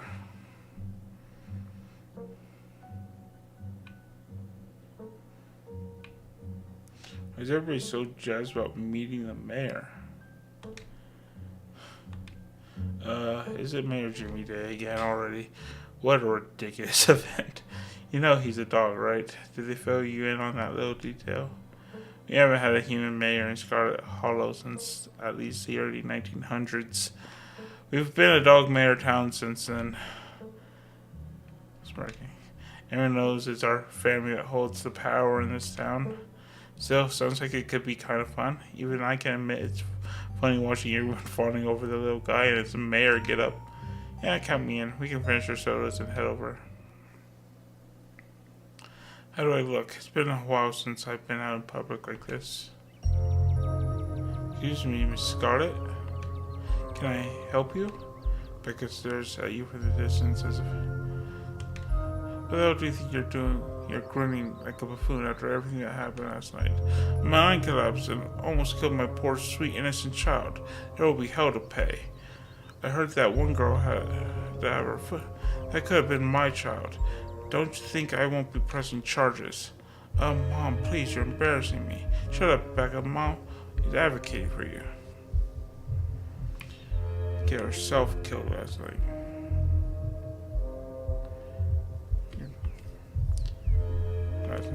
The way I hear it, everything was fine until you showed up. So unless you want me to sue you as well, what legal grounds do you even have? There are signs. The place was boarded up. I did my legal duty. You don't have a leg to stand on, so don't try to threaten me. Mom, can we just go, please? If I were you, I'd listen to your brat. You haven't heard the last of it. Storms off just as quickly as she stormed in. Becca following at the distance. God damn it, she's right. I can't just hang around town the day after something like that. It doesn't look right. I should be up there, even if it's just to oversee what's going on. If I'm supposed to run this place, I gotta get my head in the game. I can't slip up like this again. Stay out of trouble. I'll see you at the library tonight. Turns and heads back to her car. Library is busier than usual, and a small crowd has formed in the corner of the main here. Yes, you're here. Thank God we have something to do this morning. My family's been driving me nuts. Yes, the whole gang's here. I've been waiting to introduce Earl to the mayor for like the entire time I've known him. I've never gotten to introduce someone to the mayor before. It'll be worth it, trust us. Alright, shall we? Oh, yeah! Look at that! Look at that! I also love Gretchen's face in this. Yeah! Tell this dog is the mayor from his ill-fashioned fancy top hat. There's a regal air about him, almost as if he knows the position of authority he's been elected to. And unless you're mistaken, the serious man by his side is Deputy Franklin, one of the policemen you spoke to following your encounter in the woods on Monday. He holds out his paw as if to shake your hand.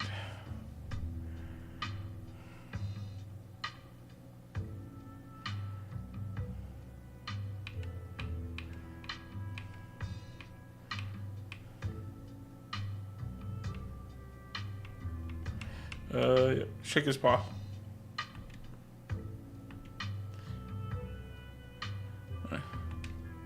No paw shaking, only head pats and ear scratches allowed. Isn't he just the cutest? It's the best part of it, besides the nature. And all my friends and Winnie's Biscuits. Oh, and the close-knit small-town community, of course. But having a dog mayor is a close fifth, no contest. Hey, whoa, Gretchen, calm down, girl. You're gonna pull a muscle.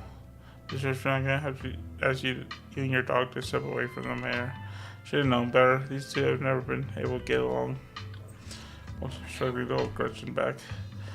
Quick to follow them. It looks like everyone else is already talking to Oscar in the next room. Or you can catch up to your companions. You're intercepted by a nervous man with a cross around his neck. Whoever he is, you can feel his desperation to make a good first impression. A self-sustained and self-fulfilling prophecy. Looks like old Gretchen, the mayor, may have some unresolved issues, wouldn't you say? I'm Pastor Daniel. I take it you're Earl? Everyone's been buzzing about you. I'm so sorry about your aunt, but I'm sure she's in a better place now.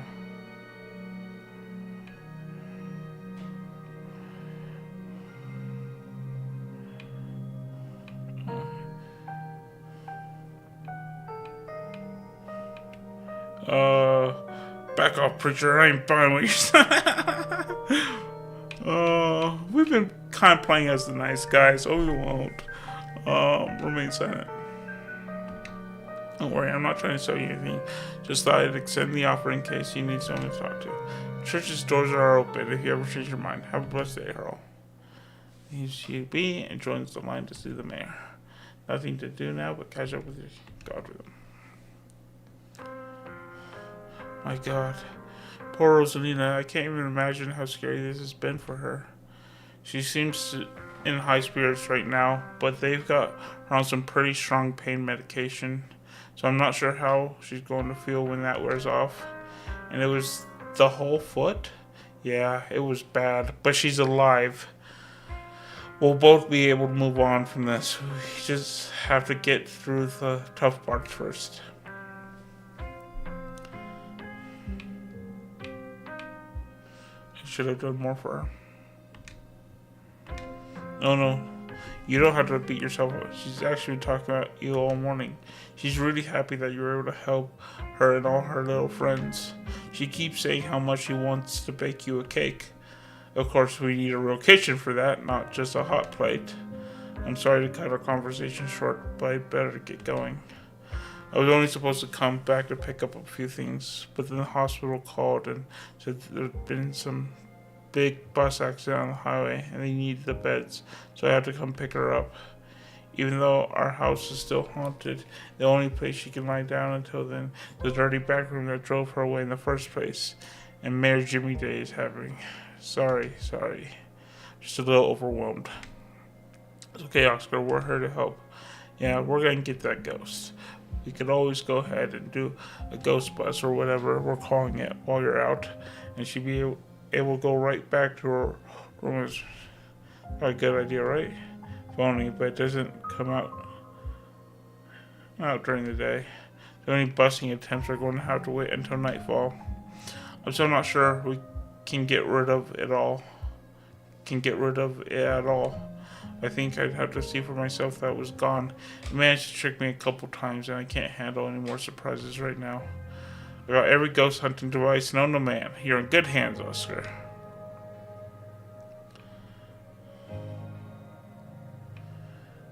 Don't worry, Oscar. We'll fix this. Heck yeah, we will.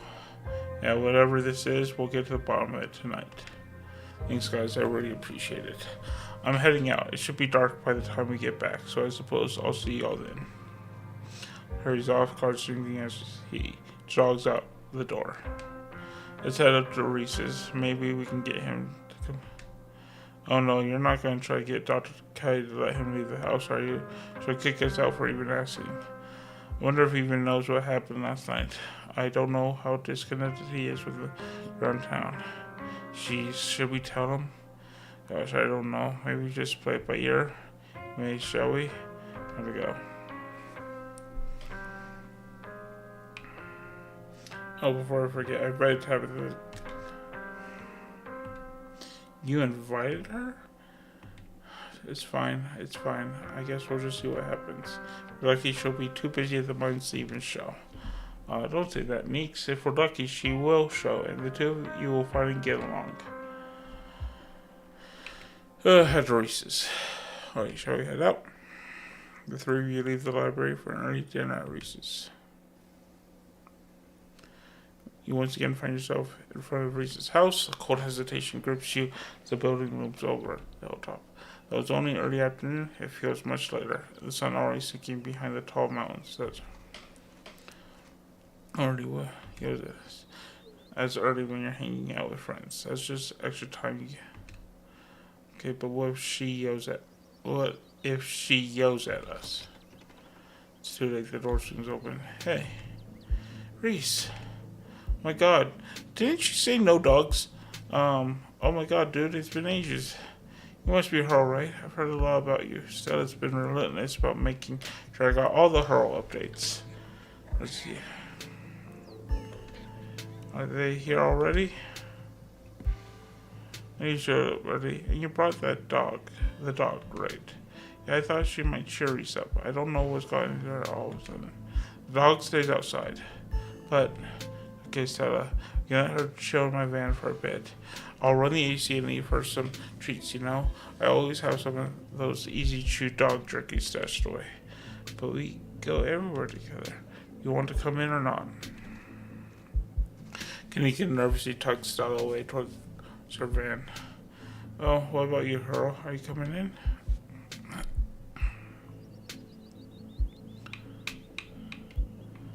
Sure.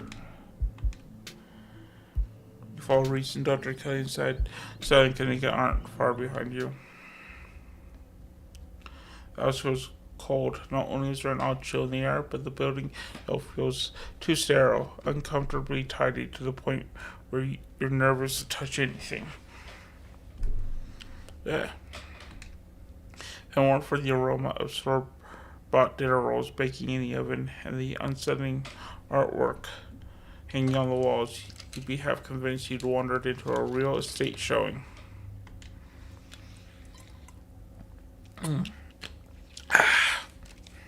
So how can I lend a hand? By sitting down at the table and not puttering around in my kitchen. I made sure everything was done well in advance. The only thing left, the rolls, which shouldn't be long. Then we can have a quick dinner and you can leave my house and go about your business. I was kind of hoping to see Reese's new art. We still have time now, right? You aren't seriously considering subjecting your friends to your disaster room, are you? Not that bad. You can still see the floor. See? That's what I always say. Dr. Kelly raises a single. I don't mind a little mess. Yeah, I doubt it could be any worse than when I keep my room. Yeah, it's okay, fine. As long as you stay out of the kitchen, I don't care what you get up to. Cool, we'll just be downstairs. You won't even know we're here.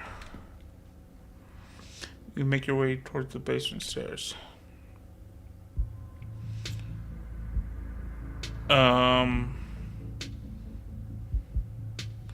The basement is what you might expect out of a tortured artist who spends all of his time confined to his studio.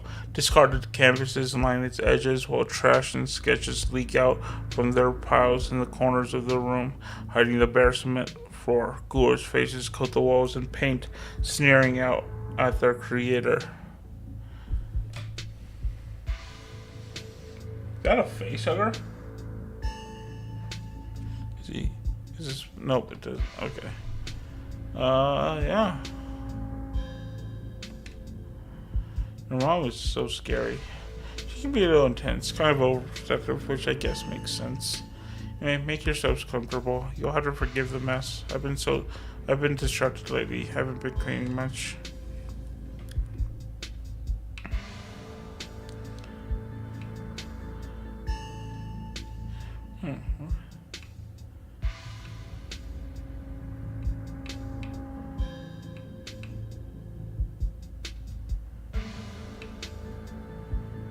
Your art.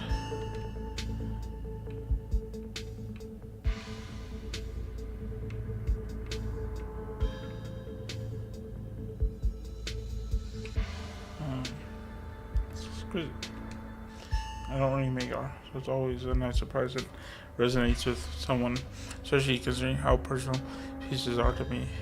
Having other people look at them sometimes feels like I'm having them look over a raw wound.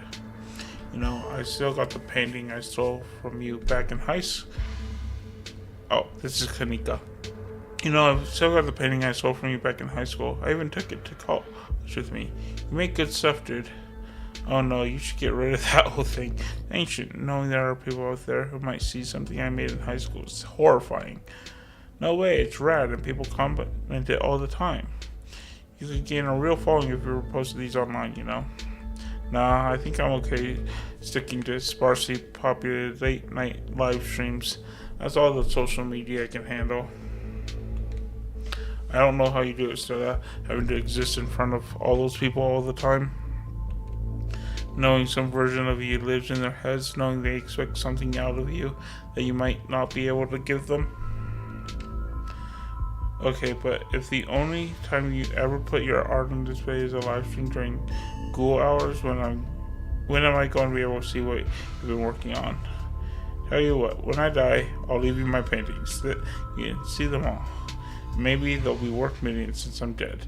I'd be able to rest easy knowing someone had retroactively given my life value.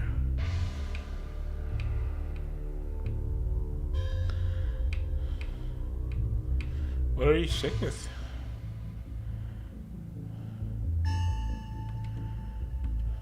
Sorry, Charles was pretty direct. We don't have to talk about. Okay, I've come to terms with the way the rest of my life is going to be. There's still macabre. Reese, you make it sound like you've been sentenced to death. You haven't, right? Not exactly. No one really knows what's wrong with me, but it's been getting worse. I can barely keep food down. My skin always itches like there are worms crawling underneath it. I could live for a long time or a short time. No one's sure. But I'm definitely not going to get better. Whatever time I have left, it's going to be miserable. So I've done my mourning. My best years are behind me. My future is unknowable. But one day, I'll wind up in a pine box just like everyone else. And I'm okay with that. Damn, Reese, I may be goth, but that's some real nihilistic shit. Well, we'll make sure you come by more often from here on out. Friendship heals all wounds, right? Thanks, guys, but you really shouldn't worry about me. I have my art. I'm doing fine, really.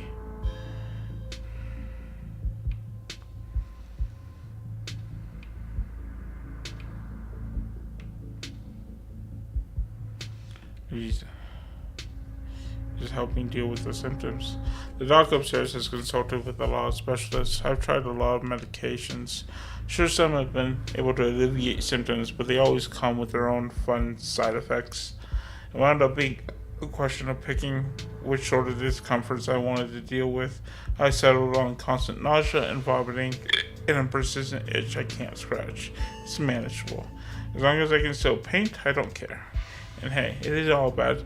Some of it is just weird, like this. Holy! Okay. Oh. Well, skin development stretches unnaturally. Hyperelasticity, kinda cool, right? Whoa. Does that not hurt? Nope, feels fine. Like I said, it gets itchy under the skin sometimes, but I don't know if that's the elasticity, the medicine, or some other part of my condition.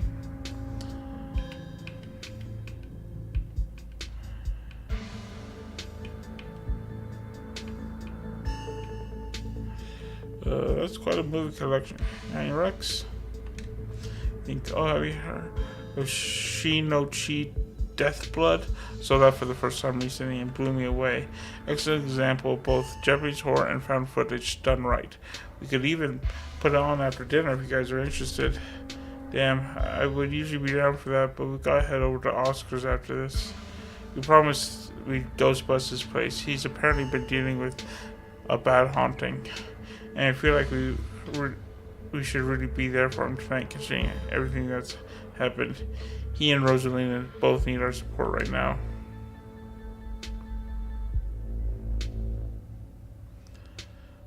I'll take a rent check on that movie, though. Yeah, we'll definitely come by for a movie this week. I'm free tomorrow night. Same goes for her. She'll probably work tomorrow, but I can close up early. As I told you about everything. This couple days, every detail. I wish I could see some of it myself, but he gestures in futility toward the walls of his basement. Sure you can't just sneak out one of these nights? Doc isn't keeping me prisoner here, Stella. I'm sick, you know that. I'm sorry, man, I didn't mean to. There's nothing to apologize for, and I appreciate the effort. Really, I do. There's just nothing you can really rescue me from. That die's already been cast. But we were talking about the past couple days, weren't we?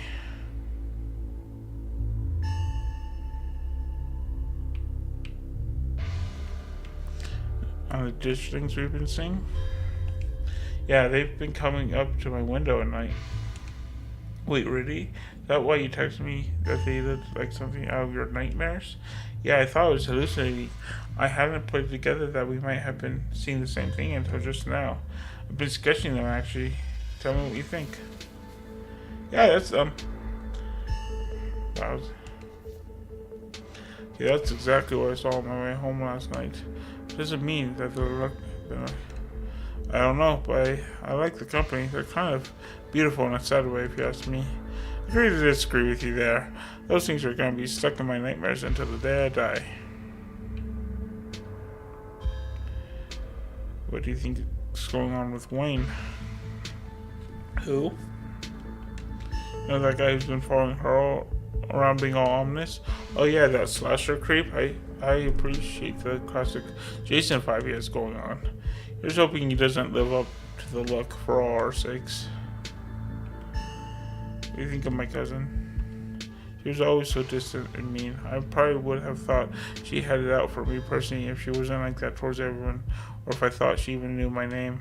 But people change. Maybe she's nicer now. She's still terrible. You guys just never took the chance to get to know her. She's actually really funny and sweet. I'll pass, thanks. We'll leave it at that.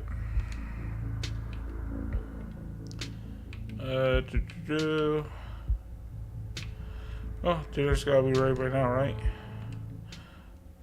That's from the dinner's on the table. Guess that's it for catching up. Make sure you all wash your hands with soap. I don't want anyone sharing their germs. Sure thing, Doc.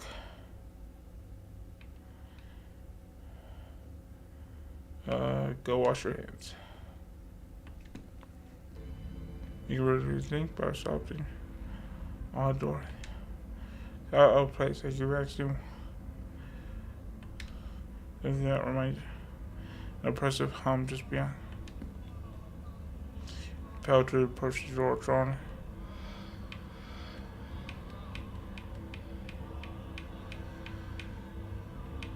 Wow, look at all the open the doors.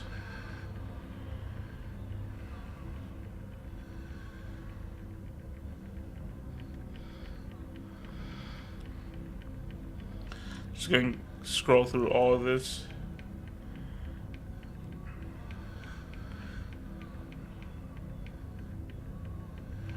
Jeez, that's a long list. We're going to this open the door. I think you're doing. Well.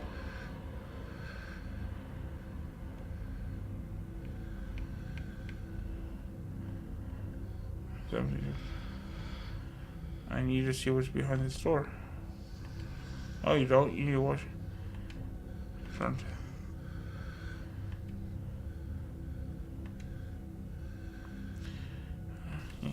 You. Dinner's already laid out. Dinner was spaghetti and ice. She picks at her food. Scarlet's nervously talkative. Reese is suddenly quiet and tense. His shoulders tight as Dr. Kelly's eyes, all of you, with sharp opposite you at the far. Her features silhouetted against the light of the setting sun in the window behind her. Given her protectiveness toward Reese, you find it odd that he's seated between the two of you rather than the other way around. Almost as though she's guarded not only towards you and Sarah Kanika, but towards her son as well. Pills? She sighs a few tablets towards Reese. He obediently swallows them. This is excellent, Dr. Kelly. Is the pasta sauce homemade? No, it's from a jar. I worked too many hours to make my own pasta sauce. They're excellent tasting brands. You ever want any tips on easy home? No thanks, Stella. I have the internet if I need recipes. Thanks again for having us, Dr. Kelly. We really appreciate it.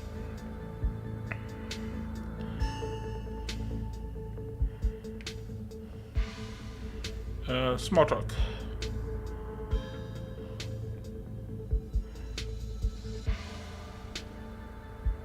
Or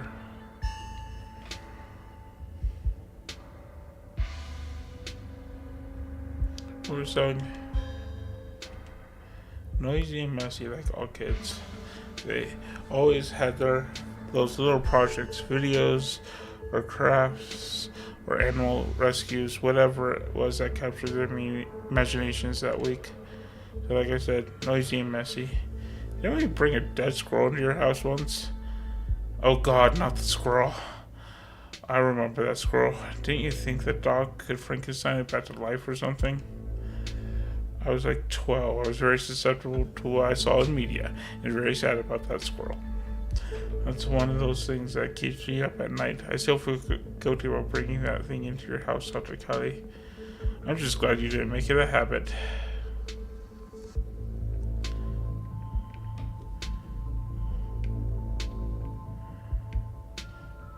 How well do you know Tabitha? Not very. I know her a lot better if your family. I know her a lot better if your parents didn't seem to be so afraid of doctors. I can count on one hand the number of times she's been in my office.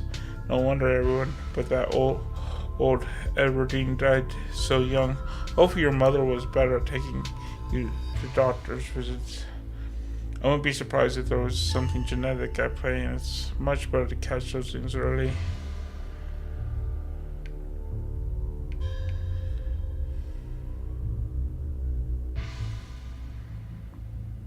Thanks for putting this together, Dr. Kelly. I don't usually have to cook for so many people. I'm just glad there's enough for everyone.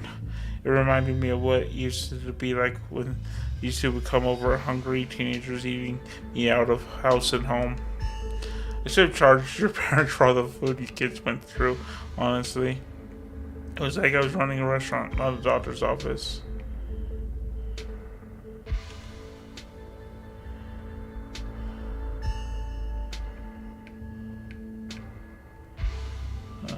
Anything good about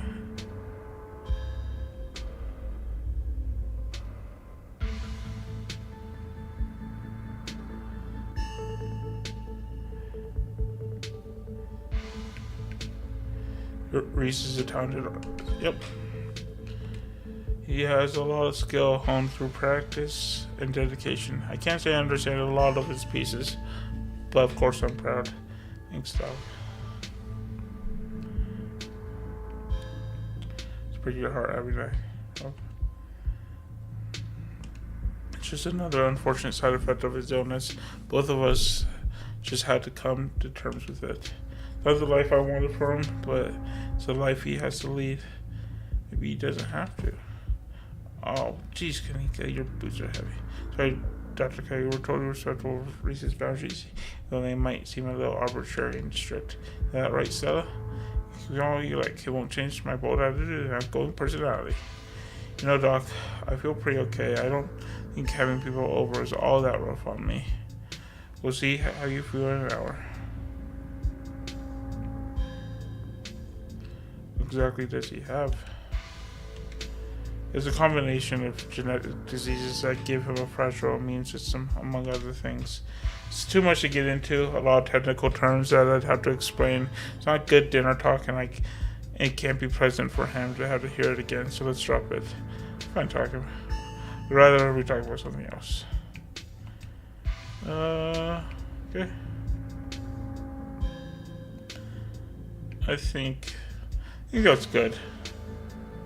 We are definitely not saying this.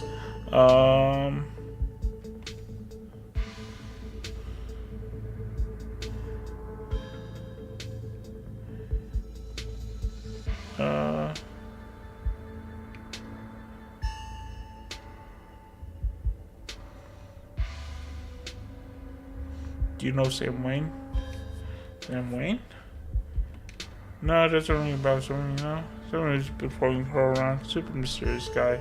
We have a reason to believe he might have caught some kind of weird illness at the mines. He definitely looks like he could use medical help. So please let us know if he shows up. If someone harassing you, should get the police involved. This isn't any of my business. Yeah, true. No, we're gonna return. We're just gonna remain silent. Oh, we were talking about maybe watching a movie sometime this week while Harlow's still in town. Well, just see how you're feeling. I can handle a movie, Doc. Yeah, we'll just sit downstairs in the dark. Reese is used to that. I'm sure it'll be okay. You're always overestimating how much you're able to do, Reese. This is why you keep getting sick. I get sick, so what? It's not like that's ever going to change. I'm sick every day, and I'm not getting better. I don't want to spend the last few miserable years of my life holed up in the basement alone, just because seeing my friends has been deemed too strenuous. I'm an adult, for God's sake. I can't believe it. Don't say things like that. I'm doing everything I can to try to fix. Reese. Damn it, I knew too much. When get out of my house, please just leave us alone. Stop trying to interfere with his life. All it does is just leave him. Now is when he needs friends the most. Now is when he needs me the most. I'm his daughter and his mother. I know you care about him. I know that. And he knows it too. But all any of you would do is get in the way. So just leave, please. I don't think we... Sorry, we'll get out of your way. Good. I'll rush to the door. We'll be back, Reese. I hope you feel better soon. As the click of lock signals the end of the dinner at Reese's.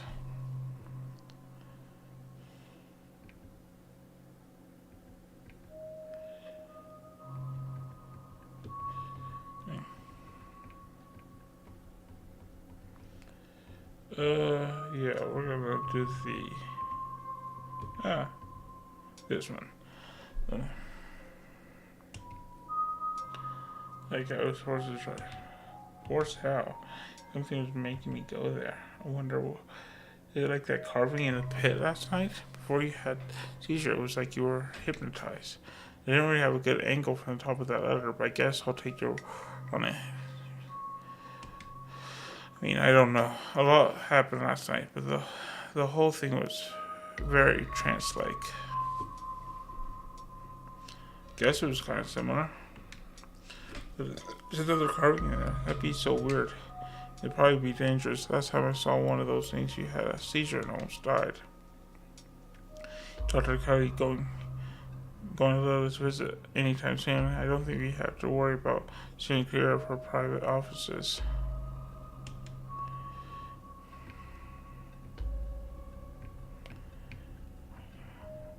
Dr. Cuddy is hiding something. You're right, this is fishy. I feel like maybe my fear of that woman is more justified than I thought. She's just overprotective. I'm sure that's all that's going on, and she has every right to be. I mean, that poor guy took 2 bites of food and got sick immediately. I can't imagine what it's like for both of them to go through. Look, I'm just saying, maybe there's more to their dynamic than just being sick, but it's not like there's much we can do about it right now. You'll probably go back and forth on this for a while. Let's grab Gretchen and get going. The sun is setting and we want... You ain't gonna get far. But once this wall is holding something that says back. Maybe Kenny is right. Maybe it goes on real. And the rest of tonight is going to be... Can't help but feel like you're about to walk into a slasher movie. You run through the mental list of everyone who's joining you, trying to figure out if you'd make it to the end. Who are you kidding? Holidays like you are usually some of the first to go. If anyone has final girl energy, it's Stella or Kanika. Just as its exterior was intimidating in the setting sun, the inside of the library is dark, its shadows deep and foreboding. The meet and greet with the mayor ended quite some time ago. The throngs of visitors took whatever joy was in this place with them as they left. Hey, Oscar, are you back yet? Shh. You can't yell in the library. It's against the rules. After hours. Rules only apply before 5 p.m. Now it's our domain. Hey, you're just in time. Rosalina is situated in the back room. Alexis is going to keep her company while we hope we can get this all sorted out. I'd love for her to be able to sleep in her own bed tonight. How's she doing? She's not quite as chipper as when she was on stronger meds, but she's doing surprisingly well. Alexis has been her side nonstop. She's been a really good friend. Rosalina and I are both lucky to have her right now. I'm glad she's back home at least, and we'll be able to get her back into her real home in no time. I've come fully loaded. Got my EMF reader, temperature gauge, spirit box, infrared camera, UV light, video cameras, salt, flashlights for everybody in case the ghost messes with the electricity, parabolic microphones, Sharpies, and paper for automatic writing, matches, and candles for rituals. Oh, and a Ouija board. I know they're toys, but you never know what might come in handy. There's a lot of ghost hunting stuff for someone that was so last minute. Do you just have this stuff ready to go? A bug out bag or something? Of course I do. I actually stashed a couple bags here overnight after I got back from the mines. Excuse me? I wasn't about to carry everything around all day. This way we can go in light go in night and pop out to grab more stuff once things start getting spooky. I may never have found any compelling evidence of ghosts, but that's not for lack of trying. And after last night, I'm more than ready to try again.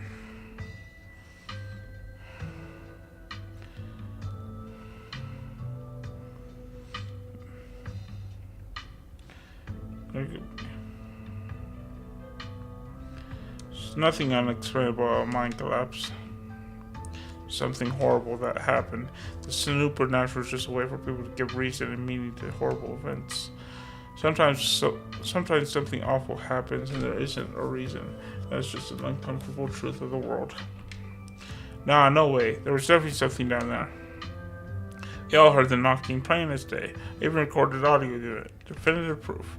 I admit, I did get a little caught up in the whole supernatural atmosphere of that place, but those sounds were definitely from the rock shifting before the collapse. I mean, the whole basis of the Tommyknockers myth is well documented. Yo, don't rush off ghost busting without saying, no way was I gonna forget your promise, Stella.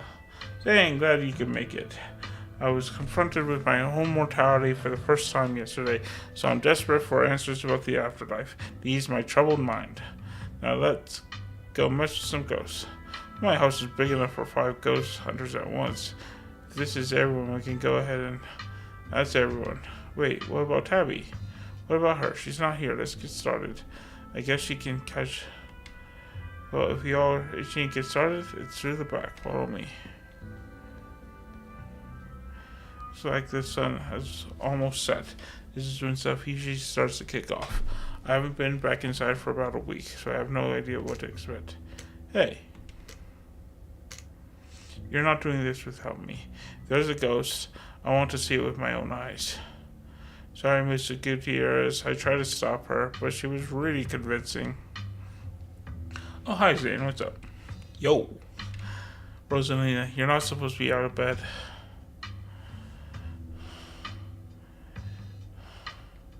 Seriously? Exactly. You should rest. I've done enough resting. It's not like hobbling around in the library is any different than hobbling around our house. I miss being there. I miss feeling home. You shouldn't be hobbling around at all. Just take it. I gotta learn to walk around eventually. Might as well start while I'm still on pain meds. And our house is 1 story. It's not like I'm climbing Everest. The answer is no, Rosa. You need to rest. As if I can't get any rest in that crappy little... As if I can't get any rest in that crappy little back room. I want our house back. I'm coming with you. Crappy? This is why you use the language like that. We have this taken care of. Nearly half the town is here to help. What are you gonna do, old man? You can't stop me. I'm injured, remember? Not that old. You better turn around or I'll ground you. Dad, I'm pretty sure I'm grounded. I'm as grounded as I can get, and I'm fine. This doesn't even hurt. I don't feel anything. Just because you're on painkillers, it doesn't mean that. And Grandma seems like confident as she hobbles forward on her crutches. Oscar says it does nothing to stop her. Okay. Go cross over the threshold and enter Oscar's living room. Family photos line the walls, and stacks of books sit comfortably on wooden furniture. Okay, looks pretty normal for now. I don't remember that picture being on the floor, but that could be non-supernatural. None of my equipment is picking up anything around the picture. I'll set up a camera in case it falls again. Could be important evidence. You might want to save your cameras for Rosalina's room. That's where I've seen the ghosts manifest. It's just down the hall. Oscar and Kanika startle as the door swings open. Seems I made it just in time. Let's get the show on the road. I don't have all night. Tabby! Great, she's here. Oh, Harold, you really brought the whole gang together today. I have every right to be here, Kanika. My family built this place, you know. Yeah, I know. We all know. Harold, what made you think inviting her was a good idea?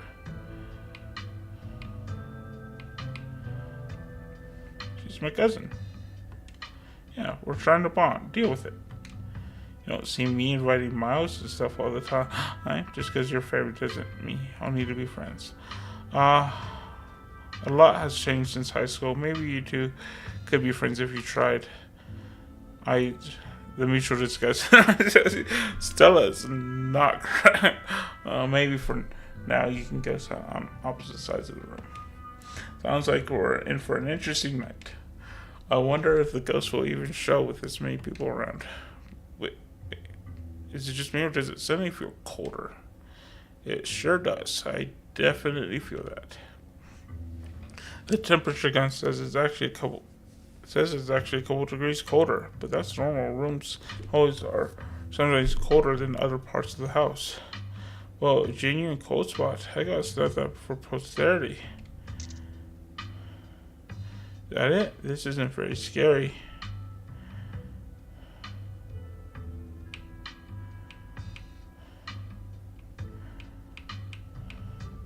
Sure. Oh, we're gonna be like, come on. Wait, Rosalina, if the ghost mostly manifests in your room, shouldn't you have seen it? I've only seen the stain. Dad made me switch rooms with him, but way before we moved out. I wasn't about to let my daughter sleep in a haunted bedroom. I spent most of my nights on the couch before we set up shop in the library. Even if there is something back there, I'm not scared of it. I'm mad at it.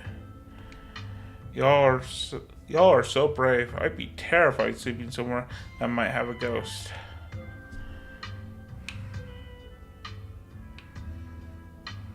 Alright, gang, let's...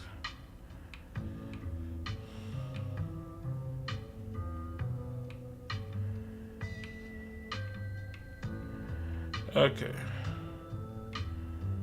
You split it up and search for clues. Yeah!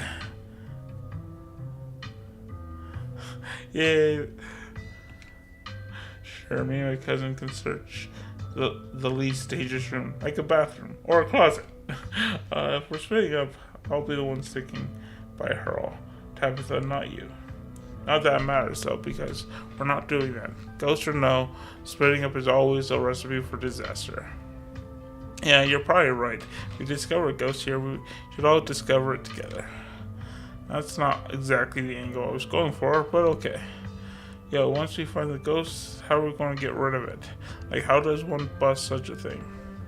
Well, my ghost hunting kit has symbols from every major religion. Assorted holy books, a bunch of salt, and some jars for ectoplasm. And if worse comes to worse, we can always use the Ouija board to politely ask it to leave. Aren't Ouija boards super cursed? Are you sure that will make it mad or invite a demon into the house or something?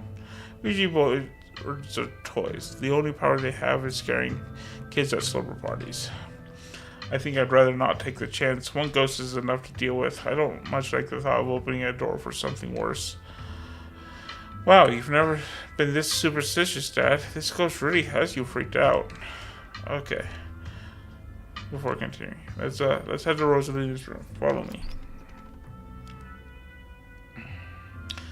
That feeling again, like the mines, like the door to the clinic, a dusty, suffocating, dizzying feeling. Something is in this house, though whether it's a ghost or something worse, you aren't sure. Whoa. This is where I've seen it. It appears on top of the stain. Yeesh, that's gotta be tough to scrub out. Doesn't the county own this house? Do they know about the damaged carpet? Have you seen your house? I don't see how that's relevant. Weird. I'm not getting anything. It's not even cold. It's the same temperature as the living room. Nothing on the EMF either.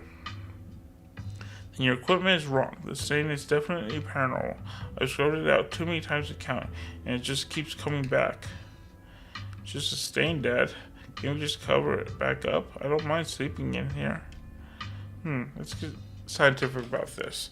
If you scrub the stain out a bunch, maybe that's part of a summoning ritual. I've never heard of a bleach activated ghost before. You don't use bleach to clean a carpet, Tabitha. Whatever. How was I supposed to know that? Not everybody gets to learn how to clean things. We are offering free carpet cleaning. Be my guest.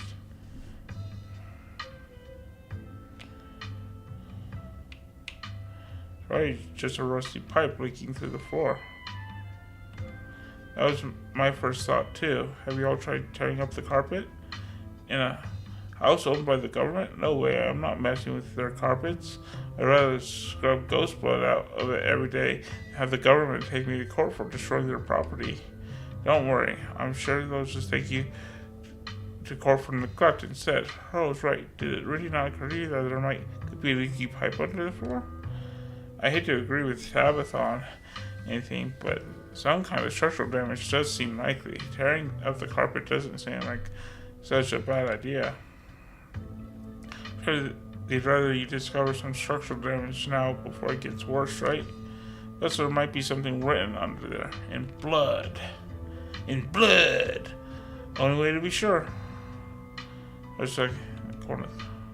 Oh dear. You're doing the government a favor, really. Moving a hatch, the floor on it stayed in a reddish brown. Well, if there isn't a ghost after all, what if somebody lives down there? Okay, maybe I don't want to sleep in here.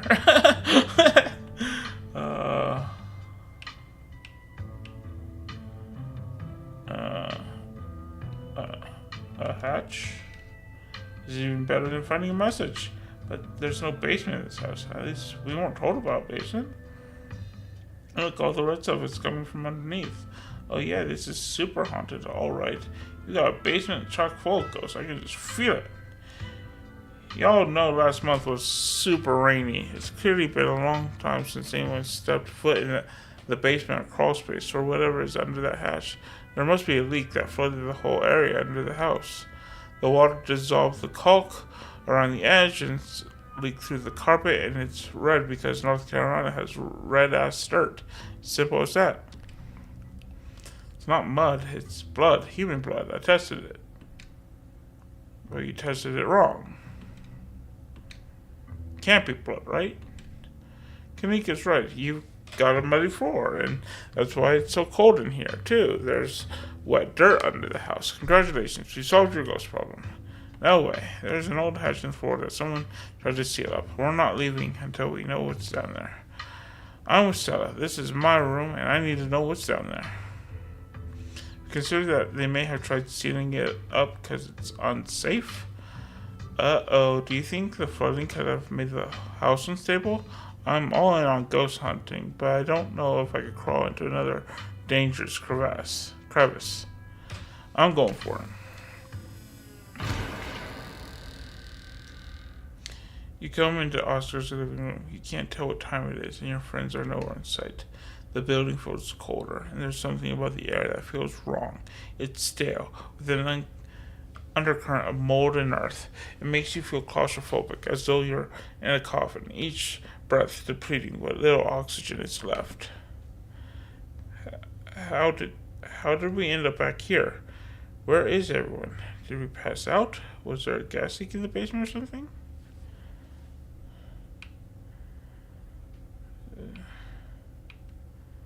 Yeah, what the hell is going on?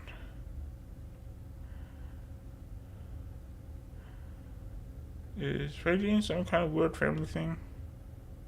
There's a genetic condition I'm aware of. Nothing like this has happened before you got to town. Who knows what sort of nastiness was festering in that basement? Your cousin marches to the front door and opens it. Why does it look like Oscar's house is in front of us? Didn't we just leave? I must be misremembering things. Let's go.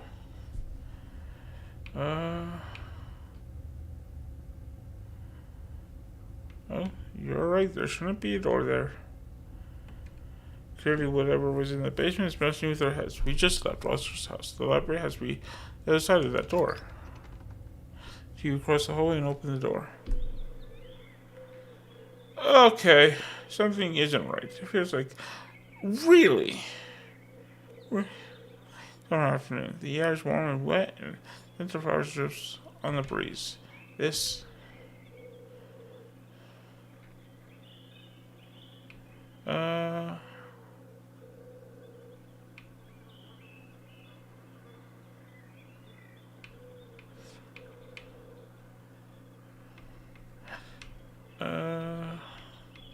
Uh, I'm not the only one seeing that scratchy shadow in the distance.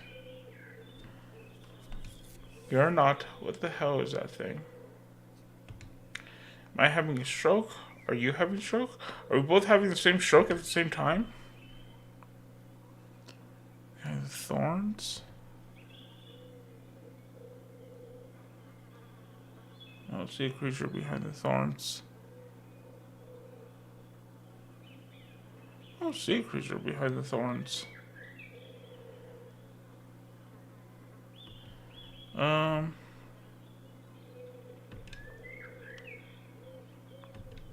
You.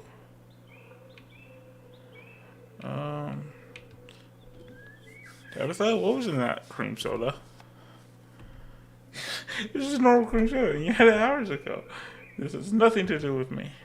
There's gotta be an exit somewhere. We just have to look. Wait, do you hear music? Holy sh... Stella? Are you okay? Who are you? What are you doing on my property? Huh? Holy shit, Stella, you scared me. Yeah, cut it out. Did you say Eddie? No one's called me that in a long time. It's Edwardine now. I'm not a child anymore. Edwardine? Eddie? You gotta be kidding me.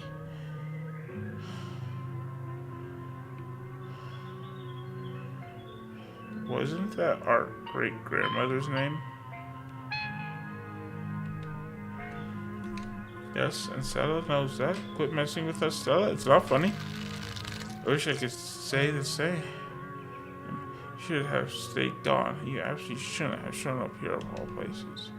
If you're caught, I don't think you understand what Father might do.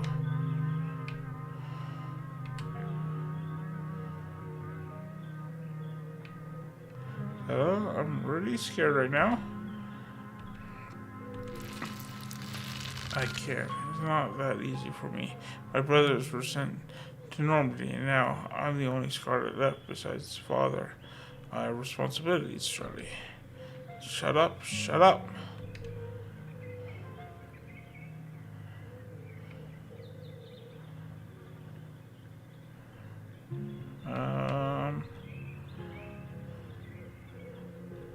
This is getting old real fast. I agree, we should try to find... You should just get out of town while you still can. Whatever you came back for, it's not worth it.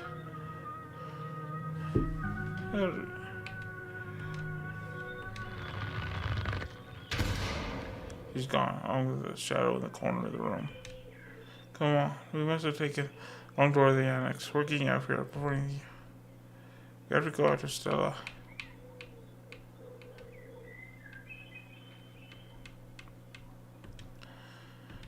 Absolutely not. We're not being drawn deeper into that we're garden, greenhouse, whatever it is. The way it came. Where did the annex go? Let's try the door. But there can't be anything behind it. It's just standing there.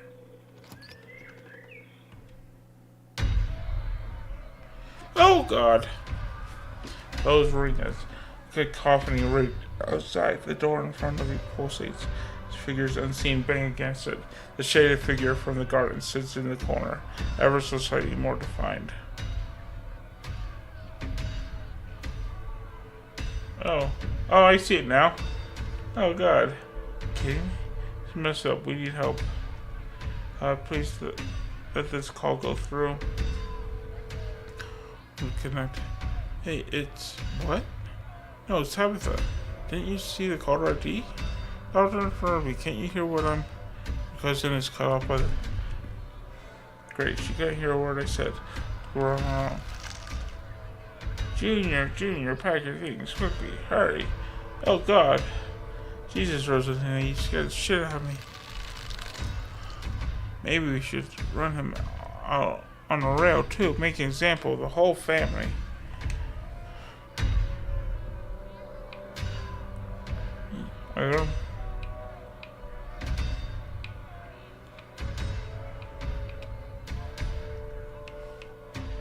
Wait, are there multiple ghosts? I guess it's as good as mine. Please, he's only a child. We'll leave peacefully. Just give us a little time. They were only children too. My boy was in there. Why should I give Junior here all the time? The world to gather his little toys and fancy clothes. My boy didn't have that kind of luxury. Oh. Oh? Something to say? Do you know something? You need a lot of things spelled out for you, don't you? In case you didn't know, that mine we all went into last night was the site of a massive collapse over 100 years ago. I think we're seeing its aftermath right now. Don't listen to him, Charlie. Just keep packing. Looks like the others are on their way. Better hurry, boy, or you and your little doll sure might get burned up. And as for you, lady, what makes you think you're going to be keeping any of those valuables you're packing in that fine suitcase of yours?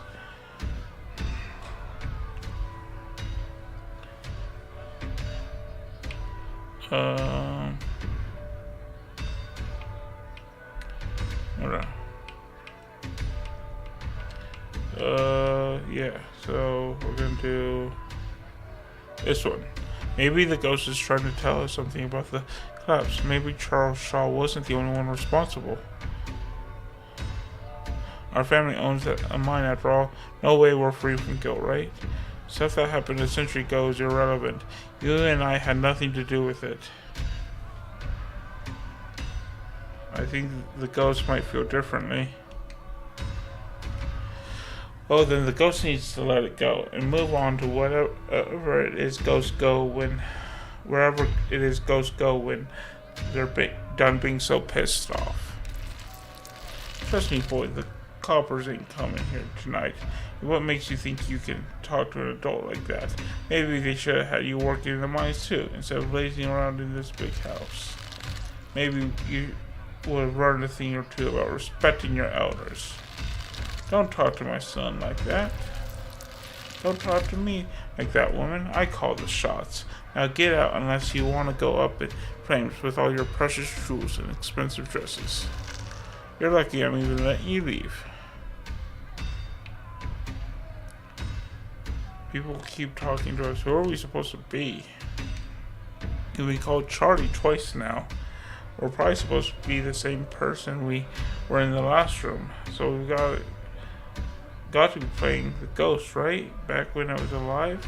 This must be right after the Shaw mine collapsed in 1918. Okay, Charlie, you can make new ones, even better than these. It's good for him. Shouldn't be playing with dolls anyway. Now you're gonna have to earn your keep just like the rest of us, boy. No more big inheritance for you. As our whistle boy leaving you and Tabitha in the empty room. As they depart, the front door stops pounding and opens into a beckoning white void. We're in hell. We both died. We're in hell.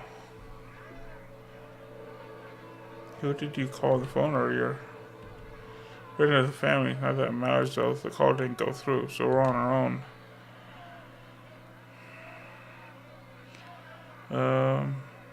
Okay.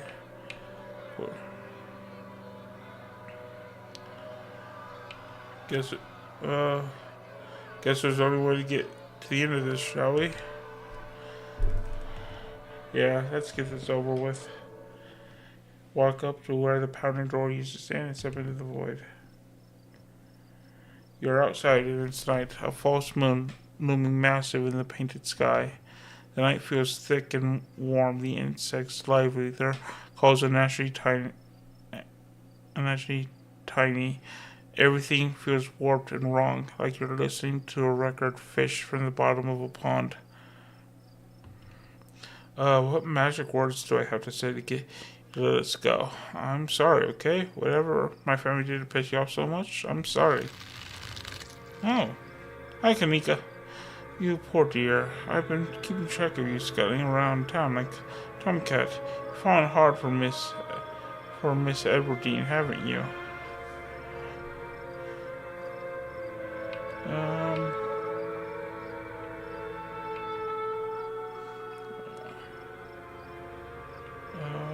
I want to get off the ride now.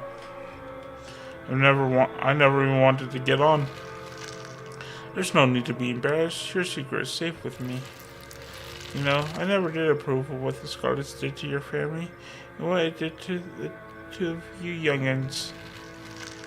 Childhood sweethearts, just think of how lovely it would be if you could just be happy together. That's what you want, isn't it? So, Edward.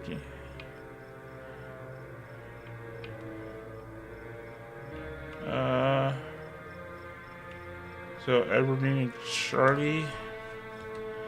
Let me just spoil it for you and say it doesn't work out.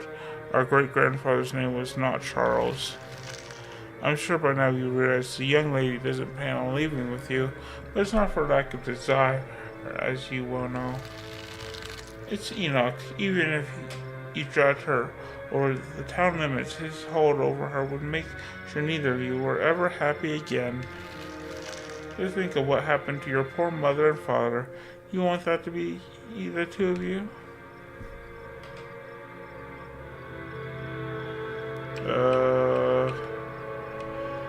What do you know about Enoch? Our great-grandfather? He was in charge of the mines when they collapsed. I don't know much besides that, so don't bother asking.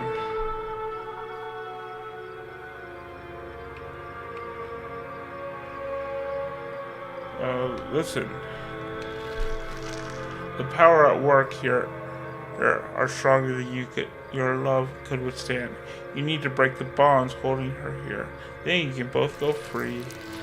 No more misfortune, not for you, not for anyone else bold enough to step foot outside the holler. Kanika, Mom's handing you something through her, though her hand is empty. Everything you need to know is on that map. This is about misfortune. Is the town cursed? Agatha falls oddly quiet. That's where you'll find them. You need her there, and be careful. Good luck to the both of you. I hope you get your happiness. And then she's gone. Okay, let's find the way out. Unless you have any ideas, I don't think there's anything else we can do until we get to the end. Or until we die, whichever. For the two, you can leave a smell hits you. Sweating, suffocating flesh with a tinge of the saturating and stomach-churning scent of decay. There you are. I would have found you sooner, but the resident clearly doesn't want me here. It doesn't seem to have the same issue with these miserable little parasites. Wayne?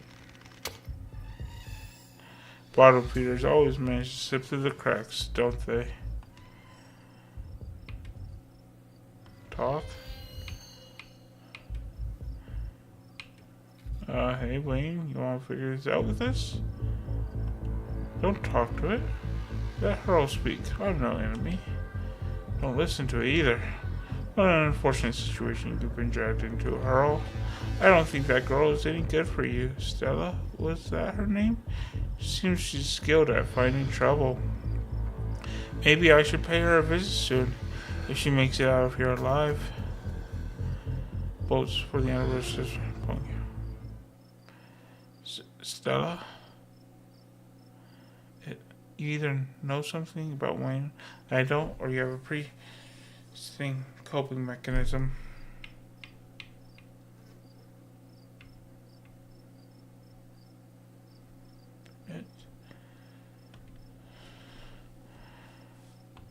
That thing isn't Sam Wayne. Can you smell it? Can we please go and just drop it? I don't want to spend another second here. Saul. Use it. And follows on the house. The figure rises to attention, blocking your way. I'm afraid he doesn't have long. If there's anything you need to say to him, I'd say it now. Oh, jeez. As Zane is swept away, the room pulls itself, and you find yourself looming over a deathbed. Oscar lies in its center, looking pitifully small. I'm sorry, boy. Sorry I let my troubles drive your mom away. And sorry those troubles mean I'm leaving you alone as well. So this is the dad, played by a dad. Looks especially painful, like on an emotional level.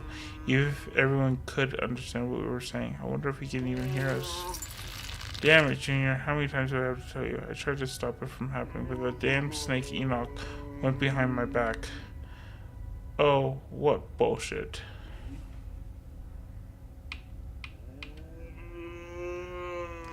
Something on your mind? It was Charles Shaw's fault. That's just a fact.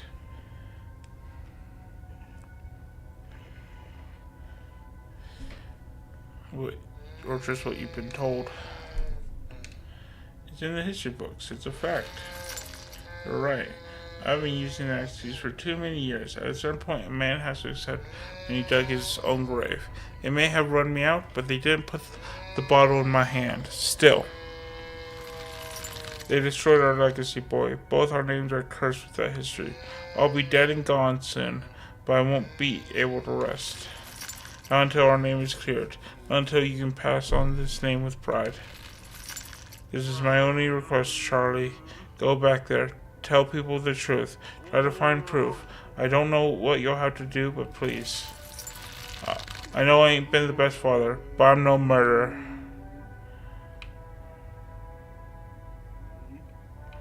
Wait, this is after the scene with Rosalina and before the scene with Stella. That sounds about right. Then the scene with Kanika. I wonder how many more of these there are going to be. Damn it, boy. I may not have until morning. Promise me. Promise me you'll go back. And at the very least, show that Enoch bastard for what for.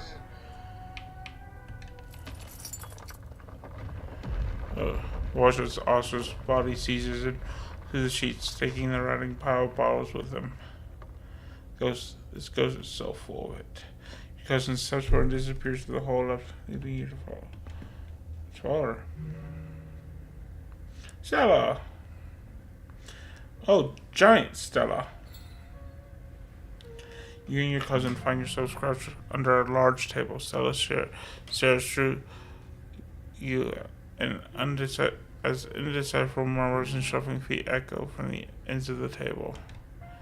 I think I'm going to be sick. They're so lovely. Are you sure I can keep one? You must have worked very hard on them.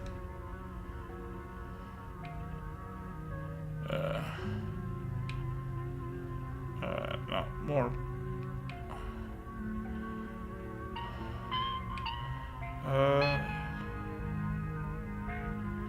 Gift, take it. Can't believe that ghost is making Stella humiliate herself like this by doing a baby voice. It's embarrassing. I'll try to keep it away from my brother so they don't smash it. I wish I could move it like you can. And you can even do the voices. You know, you could probably make real money if you put on a show for people. And you even possess Stella's out trying to monetize hobbies.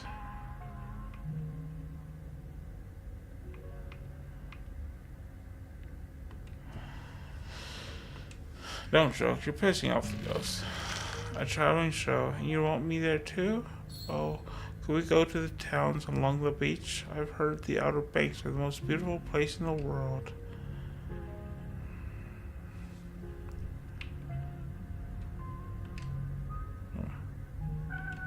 Me too. Thank you, Charlie. I've always wanted to see the ocean. There. Are you done now, Charlie? Can we leave?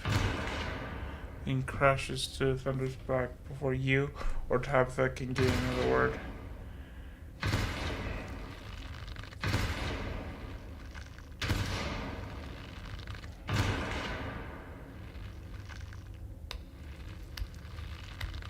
A single spotlight remains, and immediately a sharp door in the center of the stage. You feel drawn to it. We're back in Rosalina's room. Must be. Which one of us is going to open it? Open the trapdoor. Creaks open all on its own. Oh god, this is much worse than opening it ourselves. are shoved from behind trouble through the hatch. Oh. I took some digging, but it's there. The map was right. That means there's hope, Eddie. Whatever it is that Enoch did, we can undo it. We can be happy together.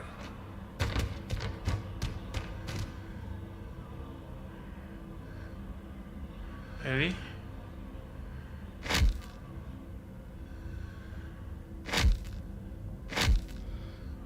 Oh. That's not good. Oh god, I'm actually going to be sick this time. Your cousin Violet heaves into the void, but nothing comes up. There's nothing here. Space is completely empty.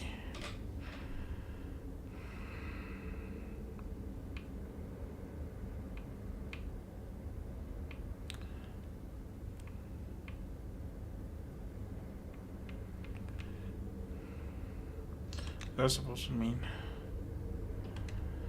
Died nearly 80 years ago. Does it matter what he did? Does it even matter if he framed Charles Shaw at this point? You just have to be hurt like this. Oh, what now? Do you repent? Do you repent for your crimes?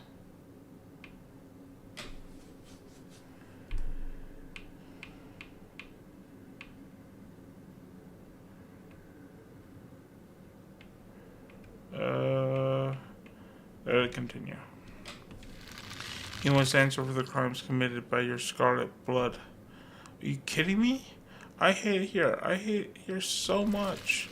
Until you do, I cannot die. I want to die. Please, I've been alone in the dark for so long. All I ask for some of your years. Or to pay for the years that were taken from me. What are you saying? My life was stolen from me. I want some of yours. It's only fair. No, it's absolutely not fair. You gotta be kidding me. Neither of us had anything to do with what happened to you.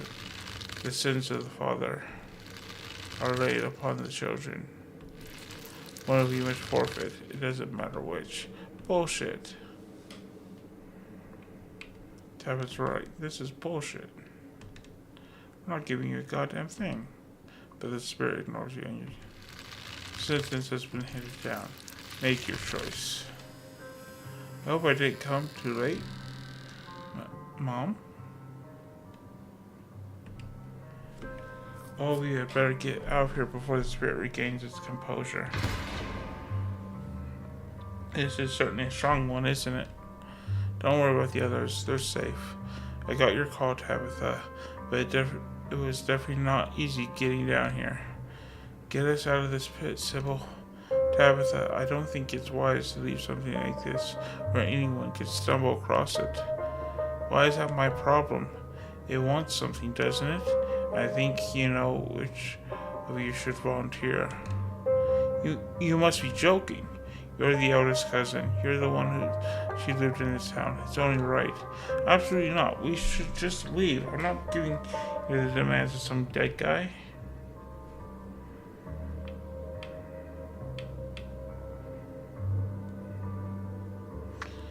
I'm not leaving before I put this thing to rest.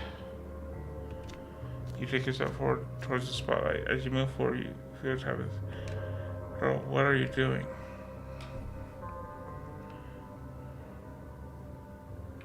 What if someone wanders in?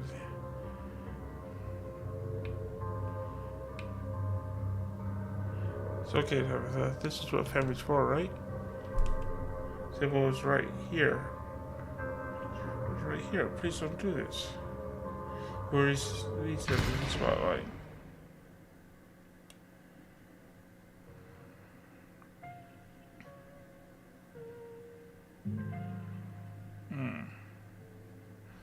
Did I just kill myself?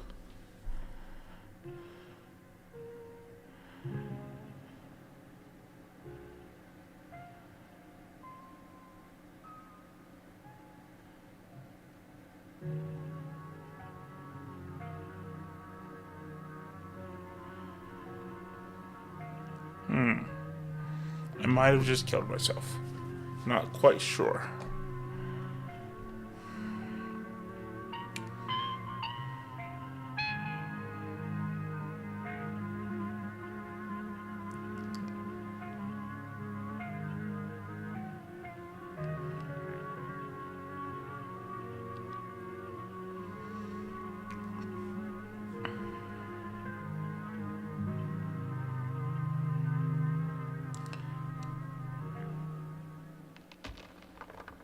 For the first time, it feels like hours. The earth around you feels solid, real, but also soft. You feel it pressing on all sides, cold and growing tired as it calls your way out. You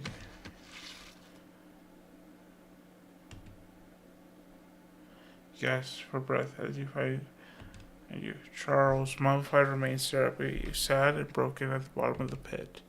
You're only able to maintain your gaze for a moment before exhaustion overwhelms you. With the last of your strength, you hoist yourself in the pit and collapse. You feel like death. No, Hurl, what happened to you? You look awful, said Tabitha. If you have any regrets, keep them to yourself.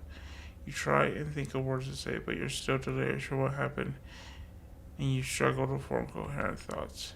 Come on, Hurl, let's get you home. You quietly walk towards the stairs. Tabitha rushes to your side to give you walk. Outside, it's real this time. The cold breeze chills you deeper than it should. You realize just how drained you feel. Your legs are heavier, harder to lift, and you make your way down the steps of the library. Your lungs wheezing as if you run a marathon. You almost feel how pale your face has become, your lips dry and thin, your hands almost trembling with the effort of raising them to your face as you chase the new lines and furrows that have formed there. I'm going to wait by the car. Just let me know when you're ready to go home. Your cousin walks off before you get the chance to respond. I'm gonna peace out too. Back-to-back encounters with my own mortality. I've got a lot to zeros in the see. That's just down the road. Sorry I wasn't there for you earlier in the night. I had no idea what y'all were planning to do.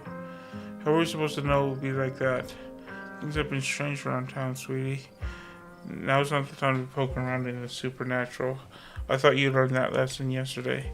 But magic isn't real. I mean, it's not supposed to be. God, that hurt. Everything is so... Kanika stops mid-sentence as she realizes what's happened to you. Oh my God, Earl, you poor thing. How did you? Yeah, it's gone. I sacrificed years of my life to get rid of your ghost.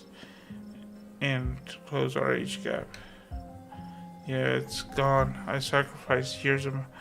Yeah. You lost it. You still got it. Not sure I follow.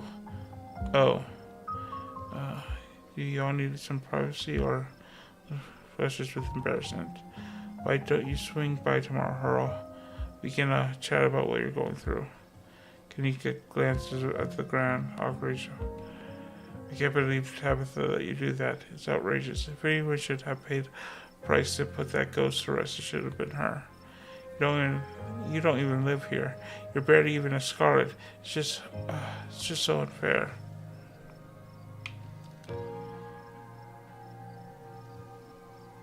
This was my choice to make. See, this is why Tabitha should have done it. Your life has changed forever, and you're just okay with it. I agree it is unfair, but I did my best to sway her. What's done is done. There's no use dwelling on things. You know, Earl, the salt and pepper look is good on you. Maybe this isn't all bad. Kanika. Sorry, I'm just trying to be positive. Sounds way better than it.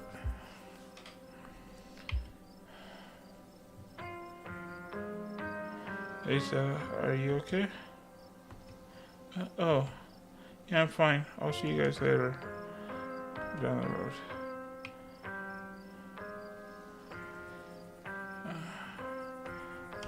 Things down there. No wonder she's ever. Should we go after her? I think she just needs time to herself. Stella's never been the kind to share her burdens, and I doubt that'll change just because somebody goes chasing after her. If anything, it'll just make her climb up even more. She's a strong girl. She'll be okay. And nobody here should be rushing after anyone right now. It was doubly for you, Kanika. We don't want that cold of yours to get any worse. You better not get any ideas, Earl. You need time to recover.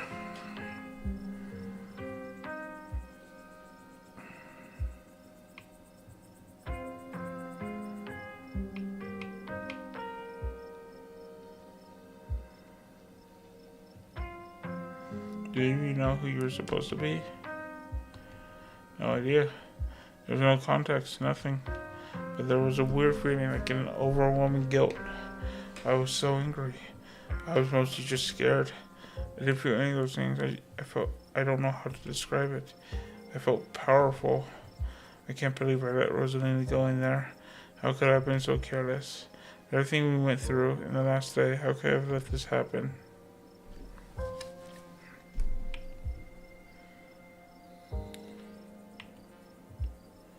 You actually tried pretty hard to warn us. No, this just took you seriously enough. Well, I should have done a better job warning you. I should have known how bad it could have gotten in there. I shouldn't have let Rosalina come with us. Dad, what did I tell you? Stop blaming yourself. You couldn't have stopped me. If you tried, we were just gonna sneak in after you. Yeah, Rosalina was gonna make us go in there no matter what. You did put a ghost in our house. This is not on you. I know you both have had a difficult time with this storm has passed. Things will start getting better from here.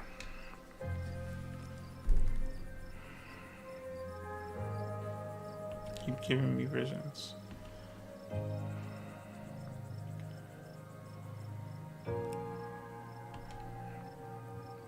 It's been happening. Yeah, I wonder. One is coincidence, but two. And if you said alright, there's another one in the clinic. I'm a little lost. You've been finding carvings around town and they've been giving you visions? I'm sure everyone here could stand around theorizing about this and that all night long. There'll be plenty. Well, if you have the time, I'd love to discuss these visions stuff.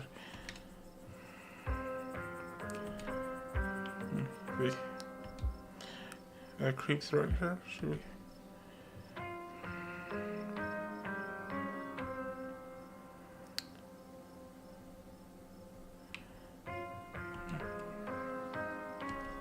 This is another reason. So smart. Hopefully, there's someone else in there. But that's my house. Rosa didn't live there. Did he say anything else to you? We don't need to trouble her over. He's just a drifter.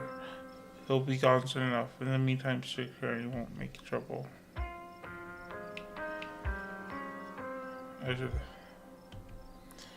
Back inside. Don't be a stranger and let us know. I will. Thank you all again. It's time for me to get my daughter home as well. But, Kanika, dear, you haven't been feeling well. You need to get some rest. Okay. I'll see you tomorrow, Earl. Yeah, I'll see you tomorrow. Cool. Before I go,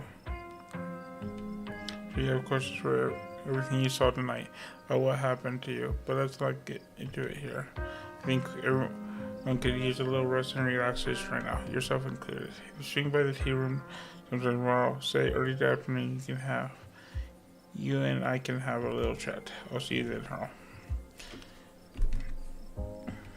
Go back to your sleep. If you get caught, the exhaustion of the night's minutes overwhelms you. The ache in your bones becomes dull, throb as your We're back. Do you need me to carry you inside?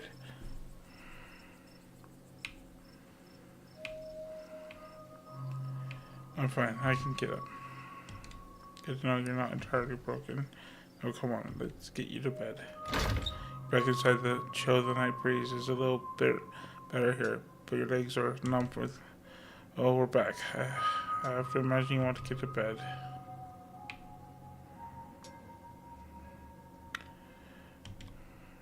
Come on, let's wander out back. She's a pest, and like all pests, she has an uncanny way of bouncing back from things. She'll be fine. You should be far more concerned with your own opening right now. How did you know to call Sybil? Who else would I have called? The cops? I believe you've seen their competence on full display. Besides, I'm sure you've heard that old woman talk. If anyone in this town would have known how to deal with a ghost, it would be her, right? Okay, I'm calling it here. got to get to bed. You look like death. You find yourself unable to. Don't keep poking around looking for yourself. You just have to make it to the funeral. 4 more days, that's all. And then the bus comes.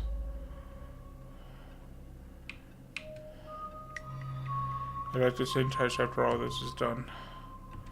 We've both got plenty of time to think that over. Anyway, night. See you tomorrow. Time to go to bed.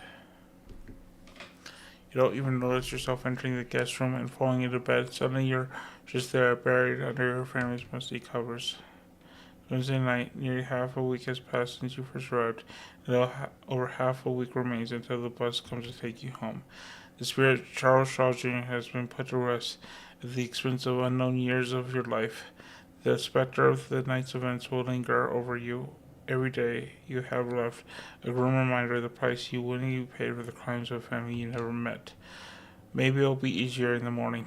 Maybe your joints will ache just a little less than they do now. Maybe you can still right the capsized ship of your now broken life. Or maybe things won't get worse from here. Episode 4 waits. If you'd like to pay before continuing, do so now.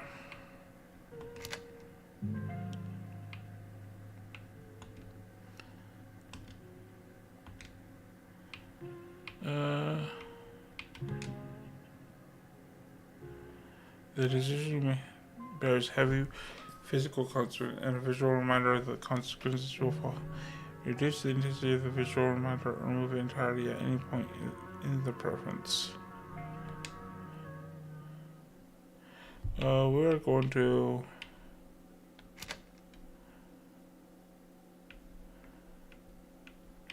go and quit.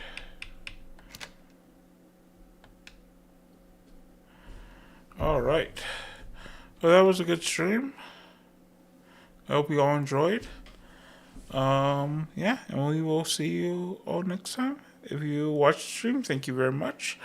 I hope you enjoyed. And if you watched the VOD, please leave some comments and like and subscribe. Thank you very much. Y'all have a wonderful day. I should see you on Friday. Bye.